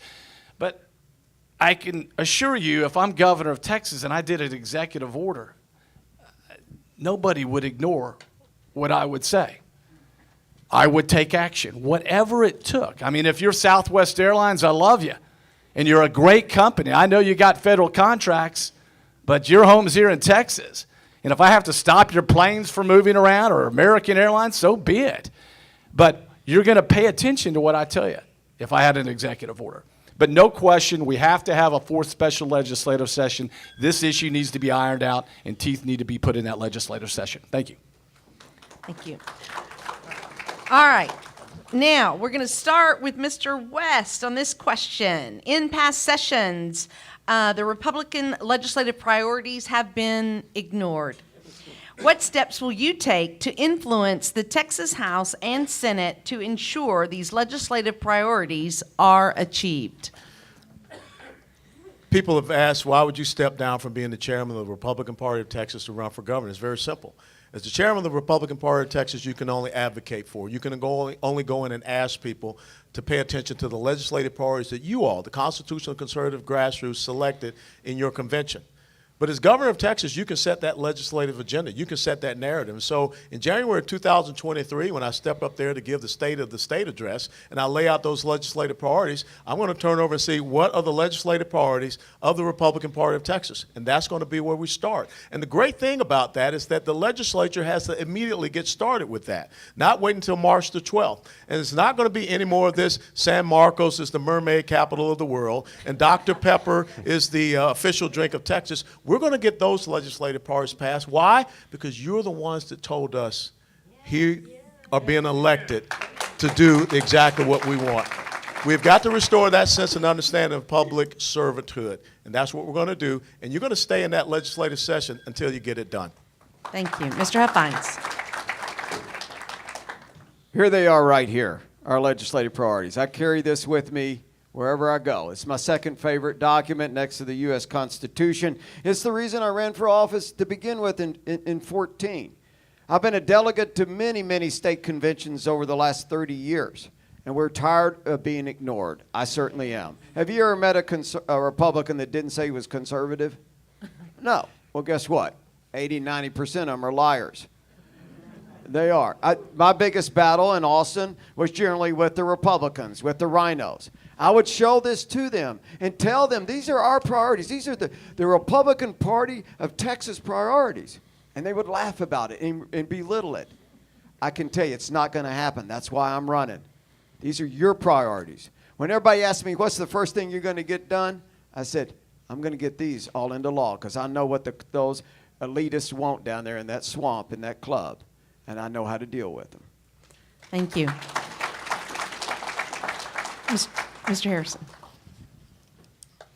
I think that question could be answered in a lot of different ways because my priorities and the Republican Party's priorities may differ in some areas, but I'm going to say that we're going to push back. I'm just going to talk general here for a second. I'm going to push back on federal intervention. I have a problem with that, just like we've talked about. Real problem with it on the mandates and mass mandates and federalized elections and the green energy plan addressing going after the oil and gas industry. But also pushing for, no doubt, voter integrity, no doubt driving down property taxes, no doubt controlling your border.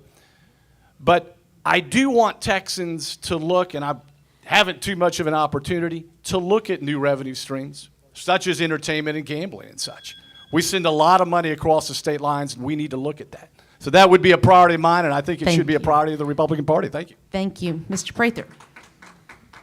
Well, these priorities aren't about what my priorities are. They're about what your priorities are. The priorities of the GOP are largely a footnote legislatively. We saw that in this 87th session, which was supposedly touted as the most conservative of all. It wasn't, especially when they only basically gave attention to two that were nominally passed with having been watered down in a large way before they were. Folks, when folks go to Austin, Texas, when they go there, they're delegated representatives. They're delegated authority. They're put there by you, the people. And ultimately, the people are the ones with the power. Now, the folks in Austin have forgotten that. This big government is believing their own lie, that they can do whatever they want to do, and they can snub their nose at you and your priorities. At the end of the day, we've got to put people first. Conservatism is about self-government. It's about putting power in the hands of the people. We can't ignore those priorities any longer. No apologies. Let's make the priorities number one. Thank you. Let's see. All right. Now we get a minute and a half for your answer. Mr. Huffines, what is your plan to provide Texans with property tax relief? When you go home tonight or tomorrow, driving around, look out the window. Everything you see is owned by the government. Every piece of land, your farm, your ranch, your lot, your homes, your business. All you do is rent it from them. And you don't have any control over the rent. All it does is just keep going up and up. And if you think it's bad right now, wait till this inflation kicks in. It's going to get a whole lot worse. I think Texans, we're all tired of renting our property from the government. Well, this is a priority of the Republican Party. I've been working on it for a long time. I've been working with like Texas Public Policy Foundation. We got a great plan to make this happen. It's going to take 8 to 10 years to phase it out, put it on a glide path to zero. You'll hear a lot of people talking about tweaking around the edges. That's not going to work. I'm going to have a constitutional amendment, so you're going to get to vote on it. So when we cut the head off this snake, it'll be dead once and for all. It's a terrible way to fund government. We're never going to have an income tax, and we're going to keep local governments fully funded. What we're going to do is take the surplus in government revenue in the state of Texas, which is billions of dollars annually. This is a math problem. We're going to shift it over to consumption tax, some of it over to consumption tax. But I think Texans are going to weigh in on this, and I think Texans really would prefer a consumption tax over this. We're tired of not owning our own property. Thank you. Mr. Harrison. Well, Texans don't need to be paying rent on their property. And the only way I see in driving down or eliminating property taxes or taking that step is you have to broaden your tax base. You got to broaden your tax base and eliminate billions of dollars of sales tax exemptions. That's what's going on right now. You've got billions of dollars of sales tax exemptions, and you're going to have to get rid of a lot of those exemptions. And then that additional money will be used to pay for your schools, your maintenance of your schools, and help drive down property taxes. It's a tax swap. It's nothing new. It's been talked about for decades. It's just a question of taking the steps to do it. Also, there's a lot of businesses in Texas that don't pay their fair share in property taxes. I can tell you some refineries that are huge down around Corpus Christi that pay nothing in property taxes. That needs to be looked at very, very closely. That burden falls on you, the homeowners. Why is that happening? And then last but not least, I sit there and I've been talking about new revenue streams, and I know the audience is kind of glazing over. Let me tell you, you're looking at entertainment and gambling in Texas. That's 200,000 jobs. That's $3 billion to the bottom line. That's a $50 billion circulation of cash through your economy. That's big money. And that helps drive down property taxes. Why in the heck, whether you agree or disagree with this issue, why don't you get the opportunity to vote on it? And the reason you don't is because Governor Greg Abbott is sold out to the gambling interest in Texas. Thank you, Mr. Harrison. Mr. Prather. So we haven't had a state property tax since 1982. It's controlled on the local level. But the local level, we're continually putting immoral people in a position who don't have an understanding of the value of a dollar, and it's because it's not their dollar, it's your dollar. And they're happy to spend it. And they're not going to refund you anything. And they're learning by example because they see what this governor's doing by example. This governor just gave an $800 million tax break to a South Korean company named Samsung to come to Texas. Now, he didn't give you that kind of break. He didn't cut it off for you. Why is he giving South Korea tax breaks to come in here and do business? And he's not doing that in your property tax. He gets an honorable mention and a footnote every now and then. Folks, we've got to take the surplus of the state. We've got to buy down the property taxes. We do need to add 1.5 to the sales tax. We can add 0.5% to the gas tax. We can play with numbers and percentages. But as long as we're putting immoral people in power, we're going to continue to have the same problem. Have a consumption tax. Let's move over to that. But we've got to treat this, and it's got to put a cap on it as well. It can't get out of control. Probably about 9%. We'd have to look at that. But folks, here's the thing. I know for a fact how wealthy we are as a state. Our money's misplaced. Look, we can reward ISDs that keep their bonds and their debts low, do the opposite for those who keep them high. Your sons and daughters and grandchildren don't need to be playing football in $60 million football stadiums that rival Kyle Field. They don't need to do that. Folks, there's so many ways around this, so many things we need to do, but we need to do it with surgical precision. We need to do it now. Thank you. Mr. West. Since 2015, we've seen a 19% increase in spending down there in Austin, Texas, when we've only had about a 5.4% increase in population. We're out of whack as far as that computation. In 2016, I sat on what is called the Texas State Sunset Advisory Commission, where we look at the fraud and the waste and agencies and programs that need to be sunset. But how many of those agencies and programs ever are sunsetted? So we got to go back 15 to 20 years and look at those recommendations, and we're going to start right there for reducing the size and scope of the government in Austin. The other thing that we have to do is move away from a baseline budget system, which says every single budget cycle, they start from a baseline of the previous year's budget cycle, and when they talk about cutting spending, they're just talking about cutting the rate of the increase, but they increase off of there. You in your homes, you and your businesses do what is called a zero-based budget system. So we've got to change that and go to a zero-based budget system, and that's what my budget will be based upon in January of 2023. Concurrently with that, all of those savings that we find, as these gentlemen have said, will go to buy down and pay down your property tax burden that you have. But also, this is what we have to do. Prior to 1917, the United States of America, when we created the personal income tax that was supposed to be 2% and temporary, we did taxation in America by consumption basis, they have all said. And we need to look at doing that. We need to get it passed in the 88th legislative session, and once it is passed, signed into law, then you will vote on that in November of 2023 as an amendment to the Texas State Constitution, so that by 2025, we can be on a consumption-based tax system. Thank you. All right, we're back down to 1-minute answers. Mr. Harrison, how would you address the influence of lobbyists over Texas legislators? Well, I'll just say, just real bluntly, no, I don't want any, can you hear me? I don't want any paid lobbyists, period. I don't want any paid lobbyists coming from private school, in our school districts or any type of public entity that's receiving taxpayer money from the state of Texas. We don't need paid lobbyists, and I'm opposed to that. So just as simple as that. That's how I would take care of it, just eliminate it. Thank you. Thank you, Mr. Prather. One of the GOP priorities was we had to end taxpayer-funded lobbyists. Lobbyists understand that it's part of their job description that people are going to campaign against them. Both sides are going to campaign against them, but they know their job is going to be intact because the lobbyists are the ones with the special interests that are going to line these politicians' pockets in their special interests. We've got to make sure that they go away. They've got to stop. It's got to be an illegal practice in the state of Texas. These lobbyists out here are controlling policy, and if you want to talk about making ideologies into law and policy, we've got to start with the lobbyists. They're the problem. Get them out of there. The same with the bureaucrats that are reaching their greedy fingers. They're not elected. They're appointed. And we're being influenced not by those delegated representatives that we sent to Austin to do a job, but by these people who are coming in with shady business deals behind the scenes. You go down there, and the Austin Capitol grounds is swamped, to use the pun, with these lobbyists. It's time for them to go away. Thank you. As Chad stated, one of the priorities when I was the chairman was to end taxpayer-funded lobbying. Didn't get done. And that's why I'm running for governor, because we have to get this done. The Texas Association of School Boards is part of the National Association of School Boards, and the National Association of School Boards were the ones that went to the Department of Justice and said that parents going to school board meetings should be designated as domestic terrorists. The Texas Association of School Boards is still a member of the National Association of School Boards, and the Texas Association of School Boards is a taxpayer-funded lobbyist group.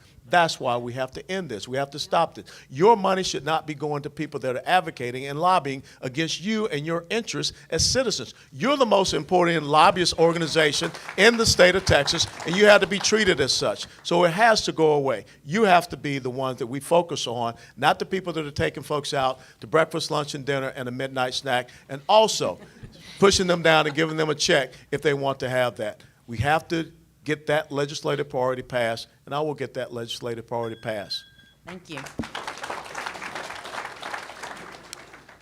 When I was in the swamp in Austin, they generally left me alone because they knew I wasn't for sale.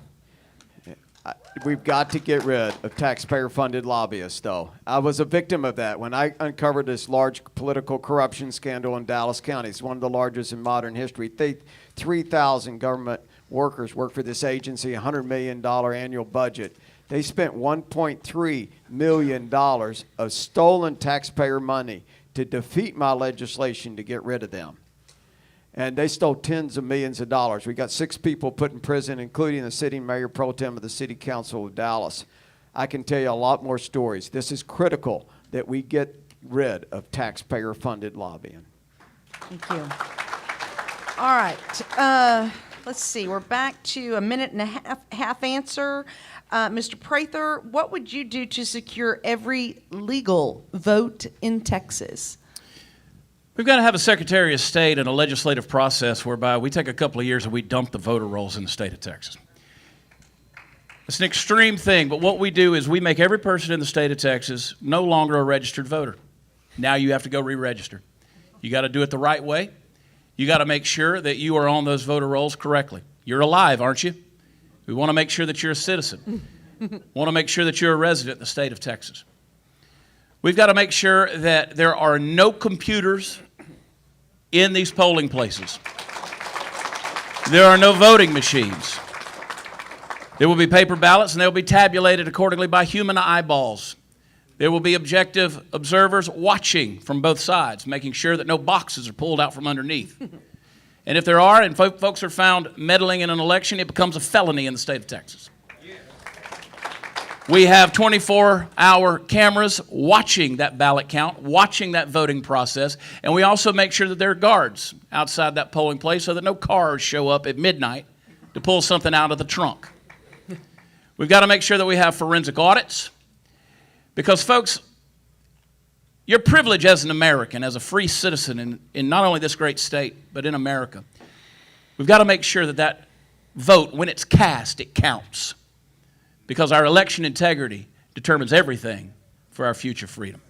Thank you.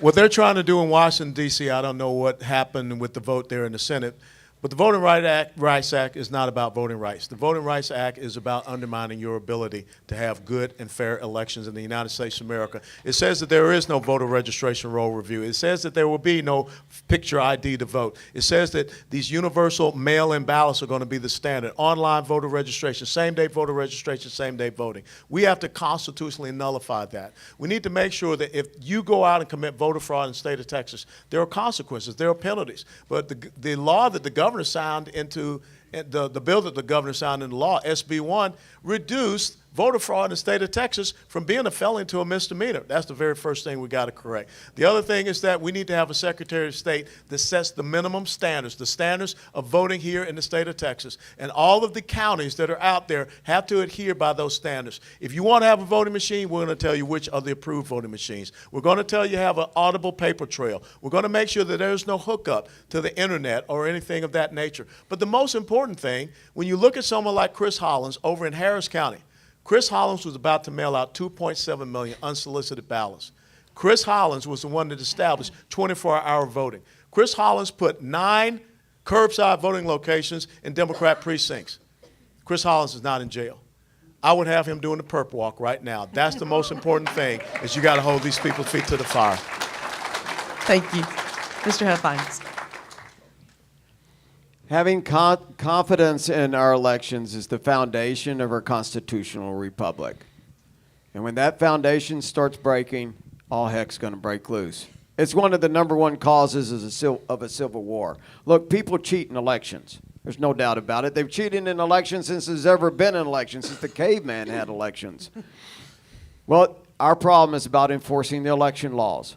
That's why I'm going to create a new division, a DPS. After we secure the border, we're going to move a lot of those officers over to this division. It's called Government Corruption, Election Integrity Division. And that's all they're going to focus on. Just that. No drugs, no murder, anything else. They're going to be really familiar with the election laws, all of them. They're going to follow the ballots. They're going to know watch them when they're being counted. They're going to know who owns the software. They're going to know where the machines are stored. Hopefully we'll go to all paper ballots. I'm an advocate for that, and numbered paper ballots. But the point is here, we've got to enforce the election laws. We're going to have a new court system so we can move venues out of these counties. You're never going to convict a Democrat for cheating a Republican in Dallas County. The DAs are Democrats. The juries are Democrats. The judges are Democrats. We're going to have a new prosecution system. We're going to convict people for cheating. We're going to enforce government corruption. Who are you going to call? when you think someone's cheating? Have you ever called someone? Well, good luck. You're going to have somebody to call. In the Huffines administration, we're going to put people in jail. Thank you. Mr. Harrison. What does the thought of federalized elections sound to you? How's that sound? Huh? Yeah, that's how I feel. But that's coming. That may come if we're not careful. And we're going to have to fight tooth and nail to make sure that doesn't happen, whatever it takes. If you don't have voter integrity, you don't have nothing. Democrats love to say we've got a voter suppression problem. Really? You can go to the polls and vote with a driver's license, a passport. You can go into polls in Texas and have a bank statement or electric bill. That's okay. That's not voter suppression. So, but I can tell you point blank, I'm governor of Texas, we're not going to do any 24-hour voting. Go to hell. We're not going to have drive-through voting and drop it off at the thing. Give me a break. Really? We're not going to flood the electoral process with mail-in ballots. We already know how that worked in the presidential election, don't we? Yeah. Then they changed election laws without the approval of state legislators? Yeah, whatever. Mail-in ballots will only be for people that are elderly, that are seniors, or are people that are in the military. That's it. Well, you have 2 weeks of early voting. That's good. Thank you. We'll go in the right step. Thank you. Thank you. All right, here is a yes or no. We're back to a yes or no answer, starting with Mr. West. If you were governor of Texas today, would you call a fourth special session in early 2022? Yes. Mr. Huffines. Yes. Mr. Harrison. Yes. Mr. Prather. Yes. Thank you. All right, thank you. All right, this is a minute and a half. Answers to this question are allowed. We will be starting with Mr. Huffines. What would you do as governor to stop the federal government from killing the oil and gas industry in Texas? Texas, of course, is the energy capital of the world. This is the backbone of Texas, our infrastructure. We've got to push back on the federal government. As I said earlier, the federal government and EPA and all the acronyms of all the government agencies that are pushing back and harming our oil and gas industry, they can't enforce the law. They have to rely on the state of Texas to do their dirty work for them. They come down here and tell the state of Texas that, oh, well, we're not going to give you the Clean Air Act. We're not going to let you do the Clean Air Act. You got to do all this. And the state of Texas goes out there and enforces it all. Well, guess what? The state of Texas doesn't have to enforce it. We can ignore it. And then we can go on the offense and see how they're going to respond. This is Texas. We're not going to be asking permission from the federal government to help our oil and gas industry. Mr. Harrison? Well, I think you better keep working on making sure that in this next presidential election that we elect a sharp, successful president, a Republican president that has business knowledge and skills and understands what a great oil and gas industry we have here in Texas. We produce more oil and gas in Texas than anywhere else in the world. We've worked so hard to get to this level. And we have to push back on crazy legislation, environmental legislation that chokes it, like this new energy plan. And so it's really going to come down to things like what we're talking about, voter integrity. We've got to make sure we get the right people in office that are going to push back and get the right people in office that understand the oil and gas industry and the craziness of environmental laws written by environmentalists and not just understanding how the oil and gas business works and the importance of jobs and things of that nature. It's a big issue. But that green energy plan, I'm telling you, they're going to try to strangle you with regulation, and we as Texans are going to have to work together and get the right people in place to hold office to push back against that kind of stuff. Mr. Prather? So this administration immediately shut down the pipelines as soon as they came into power and then asked OPEC to increase their production. That doesn't make any sense. This is a clown show. We know that Texas is a global leader. Texas is number one, and we need to stop apologizing. Again, I'm all for being a good steward of the earth. I believe that's a biblical concept. But this climate science, quote, end quote, has become nothing more than an ideological, philosophical, and religious cult. And we're pandering to it in the name of saving the planet. I promise you, you saw the tsunami the other day. You saw the volcano near the Tongan Islands. This earth can shake us off in an instant. We're to be good stewards of these resources. But folks, this is another reason that we in Texas should have Bill 1349, that Texas bill on the ballot, to remind Washington, D.C. that America needs Texas far more than Texas needs America. And we're not going to apologize for that which has made us successful, made us independent, and made us wealthy. Oil and gas, that industry is legacy. When you think of Texas, you think of oil and gas. You think of energy independence. You think of land. We don't own the land. We talk about property taxes. I want every one of you to be J.R. Ewing. But right now, these policy whacks and the woke mob, they're fighting against us, and it's time to say no more. Texas will be the determiner of their own destiny, and we'll do it unapologetically. Mr. West? The United States of America was energy independent because of Texas. We did not have to go to OPEC or anyone else to make sure that we could produce, consume, and export our energy resources. And show me in the Constitution of the United States of America where it says that the federal government can go down and attack a certain industry or implement an ideological agenda against a certain industry. And so again, you just say no. I don't know why we sit around and have these debates. Because when you look at the 10th Amendment, once again, if you're not doing what the Constitution specifies, you're delegated your powers that are there, then it's reserved to the states and to the people. And so if Joe Biden wants to say, I'm shutting down the oil and gas industry, I just say what we say in the military, Foxtrot Oscar, because that's not happening. And so the bottom line is that we need to be going out and looking for new markets. One of the things we should be doing right now is going to Eastern Europe and looking at the liquefied natural gas. Port Arthur, Texas is the largest exporter of liquefied natural gas. You're talking about a national security issue. You're talking about a foreign policy issue. You want to undermine China? Look at shipping our oil and gas products over to Taiwan and whomever.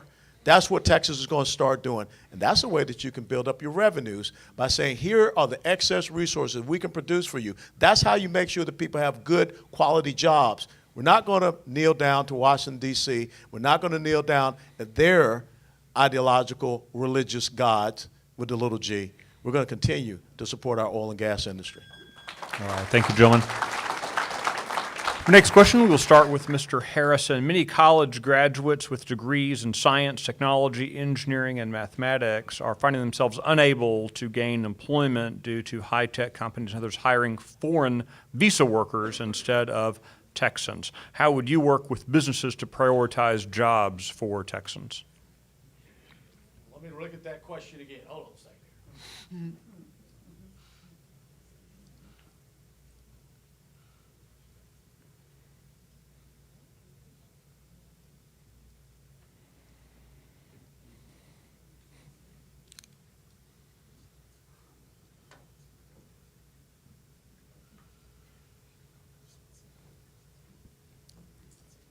You know what? I don't have a good answer for that question.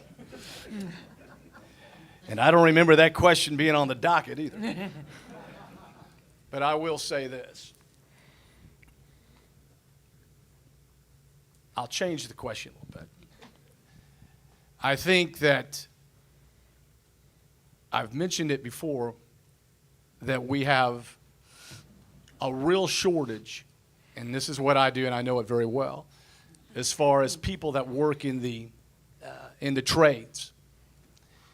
We've got shortages of journeymen in Texas. We've got to have more people in regard to woodworkers, steel workers, air conditioning and heating guys.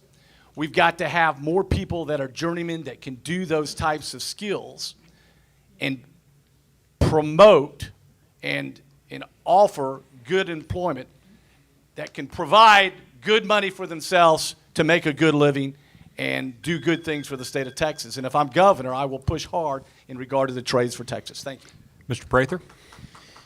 In the name of progress, we are penalizing Texas workers. This governor's thrown the door open to Silicon Valley. Now we have Facebook. It's making a headquarter here. Tesla's doing the same thing. We've seen Google. We've seen Amazon. We're the number 2 subsidizer of Facebook. We give them $165 million a year. And people say those are jobs for Texans, but they're not. We know from the basis of the question they're not jobs for Texans. We know where the priorities are. And even if they were to hire them and then they say to you, you have to have a vaccine mandate, then of course you're going to decline that, and those that moved in here from Silicon Valley are just going to call back to California and bring their cronies that are already indoctrinated and inoculated. They're going to come with them, bring their philosophy, bring their money, bring their influence, bring their votes, and bring their ideologies. We've got to incentivize Texas businesses to make sure that Texas citizens are their employees, and across the board make sure that they're the ones who get the priority. Mr. West? One of the main things we got to do is get rid of the Texas Enterprise Fund. We should not have your taxpayer dollars being used as a crony capitalist slush fund, which is exactly what is happening.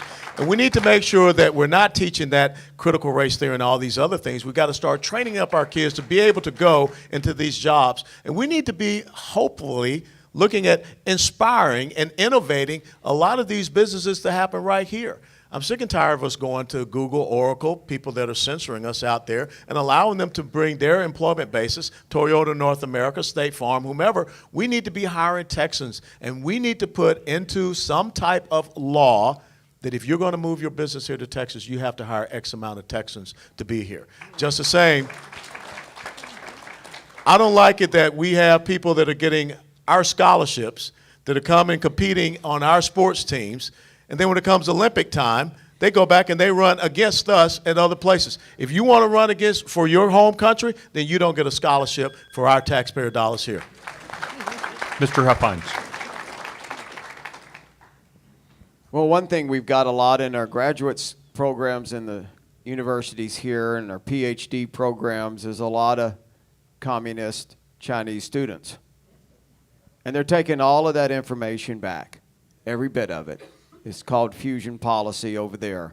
Everything they learn over here, the military gets over there. Why are we doing that? Why are we educating and training up the communist Chinese students? I think we can do better than that. You know, our universities are, the power of the governor is controlling all the universities in the state of Texas. The governor appoints the board of regents of A&M and every other college. Imagine if we had a board of regents that were patriots, that were God-fearing patriots that understood the exceptionalism of America and the exceptionalism of Texas and the free market and our Constitution, and they fired all the leftists that worked under them, and we took back our universities from the socialists.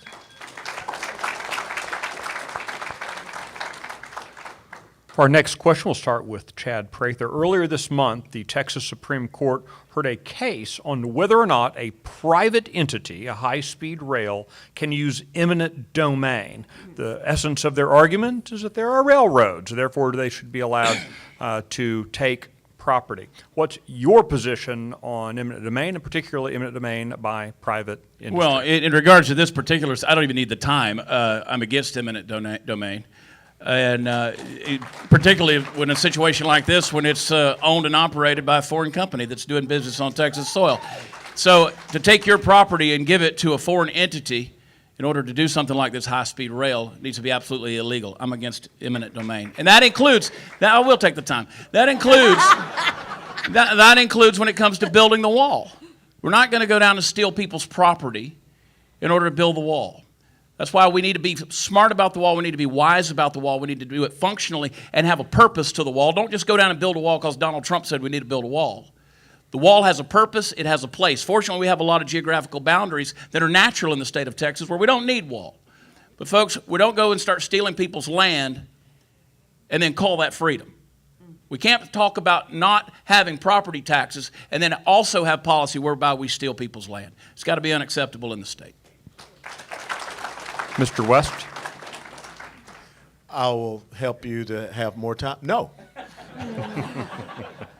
This is not China. In China, they have these high-speed rails because they go down and they steal the property of their citizens. They don't see them as citizens. They see them as subjects. You're not a subject. You're a citizen. So there will be no eminent domain in Texas.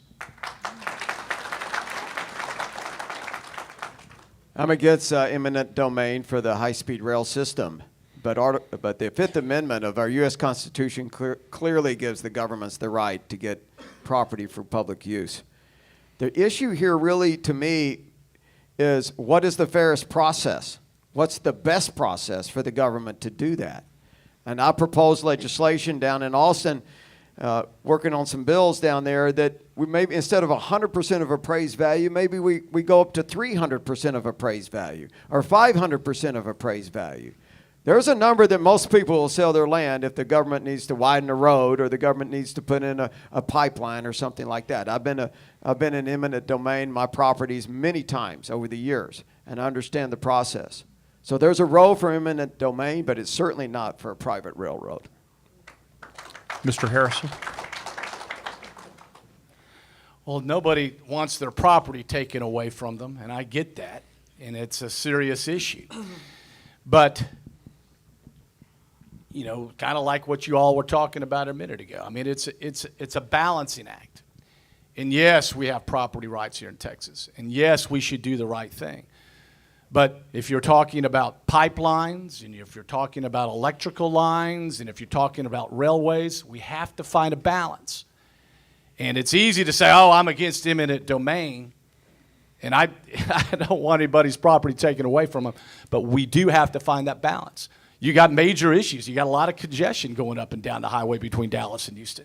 There needs to be a balance. Maybe there's a better way to do that rail, but there's a balance that needs to be reached, but a real sensitivity to the homeowner, the property owner, no question about it. All right, as we come to the end of our time together, I would like to remind both our four candidates as well as our audience that it was 28 years ago that the last Democrat was elected to statewide office in Texas, which means for 24 years there has not been a Democrat holding statewide office in Texas, therefore making the GOP primary the most important election in 2022. So, as you four fellows close out a conversation with these nice people who will be voting in that most important election of 2022, please provide for them why you should be the governor of Texas in 2023, and we will start with Mr. West. It's a pleasure and honor to be back down here in Aggie land, and I think I was last down here in October in this very exact same room. It's about my 9th or 10th time down here. As you go back to that original statement, the question that was asked, why do you want to be governor? I don't want to be governor. My dad did not want to be a soldier in the United States Army in World War II, but he did. He answered the call of duty. My older brother did not want to be a lance corporal in the United States Marine Corps. Yeah, pay political announcement. But he did. And he went to Vietnam and he served there. At the age of 15, my dad challenged me to be the first officer in our family. My nephew is right now 4th generation, Lieutenant Colonel in the United States Army, 3 combat tours of duty. I never wanted to go to combat, but I knew that that was a duty and responsibility, a calling that I would have to answer for. My father-in-law, 24 years, United States Army, 2 tours of Vietnam, buried in Arlington National Cemetery. It's a calling to be a servant to this great nation, to this great state. And I know a lot of people say you weren't born here, but I was born in Georgia. There are 5 names on the cenotaph of Georgians. I went to the University of Tennessee. There are 38 names on the cenotaph of Tennessee volunteers. It's a calling. It's not what you want to do. It's about what you're called to do. Thank you. Thank you, Mr. West. Mr. Huffines. The first song I ever learned was the Aggie War Hymn. My daddy, he loved A&M. And by the way, this color is not UT color. It's more like Oklahoma State or something. It's a happy color. It's campaign color. Anyway, guys, I don't need a new job. I don't need a new career. I'm doing this because simply the job is not getting done. It's simple as that. We're tired of the lies. We're tired of the broken and empty promises. Imagine a Texas where the border is completely secure. You don't have to worry about the fentanyl that's pouring over the border and all the sex trafficking and the drug trafficking and people cutting your wages out from under you. And you can get rid of the illegals in our school systems and taking your jobs away. Imagine a Texas where you can own your own property, your own home, your own land, your own ranch. You don't have to rent it from the government. Imagine a Texas where you have confidence in your elections, and imagine a Texas where we're winning the culture war. We're stopping the vaccine mandates. We're getting rid of the pornography in our schools, and we're taking back our school systems. Patriots, help me right now. Grab those old rusted swords of liberty and help me cut the chains of government. Help me awaken other patriots to help us cut the chains of government. This is our time. Our greatest days are yet to dawn. Awaken the sheep from their slumber. This is Texas. We'll never bend a knee to no man, to no government, for no reason. God bless you and God bless Texas. Thank you, Mr. Epines. Mr. Harrison.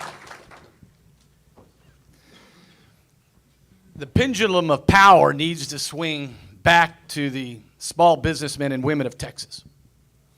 It needs to swing back to the hard-working men and women of Texas. Right now, you got a career politician as your governor of Texas. Sold out to every special interest in the state. Heck, you've heard me talk about gambling just a minute ago. You can't even vote on it here in Texas. That's absurd, whether you agree or disagree. He sold out the liquor industry, beer distributors, car dealerships. How do you feel about the Chinese buying land here in Texas? How do you feel about that? They steal your military secrets, your intellectual property. They lied about COVID. Let me ask you that. Do you hear anything from Governor Greg Abbott about the Chinese? Did you hear anything from Governor Greg Abbott after the election when Trump lost? Did you hear anything from him? No. Did you hear anything from Governor Greg Abbott when the riots took place? I thought it was a setup. You heard nothing. When the President of the United States was shut down on Twitter and Facebook, 200 million followers, did you hear anything from Governor Greg Abbott? You heard nothing. Ladies and gentlemen, I'm telling you, you've got to have a governor that has the guts and the passion and the fire in the belly to push back against the federal intervention taking place in this country and it coming to this state.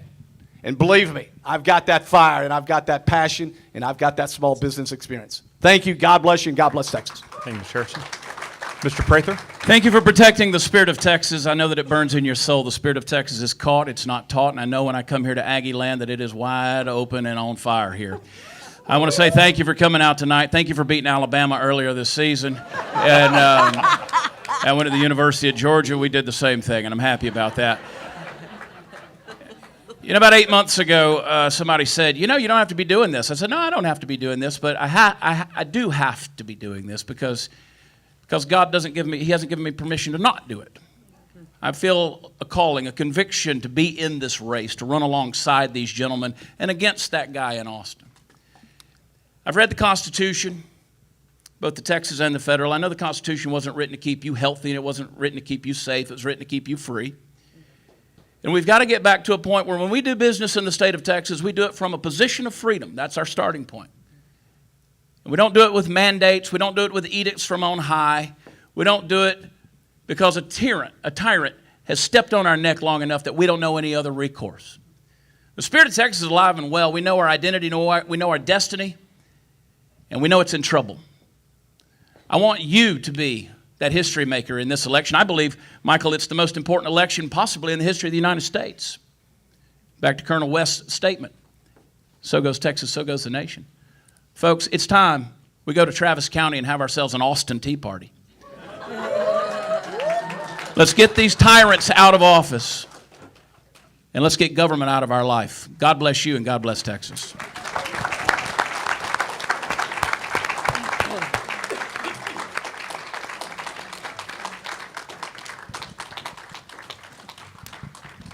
Thank you. Let's go ahead and give our candidates another round of applause.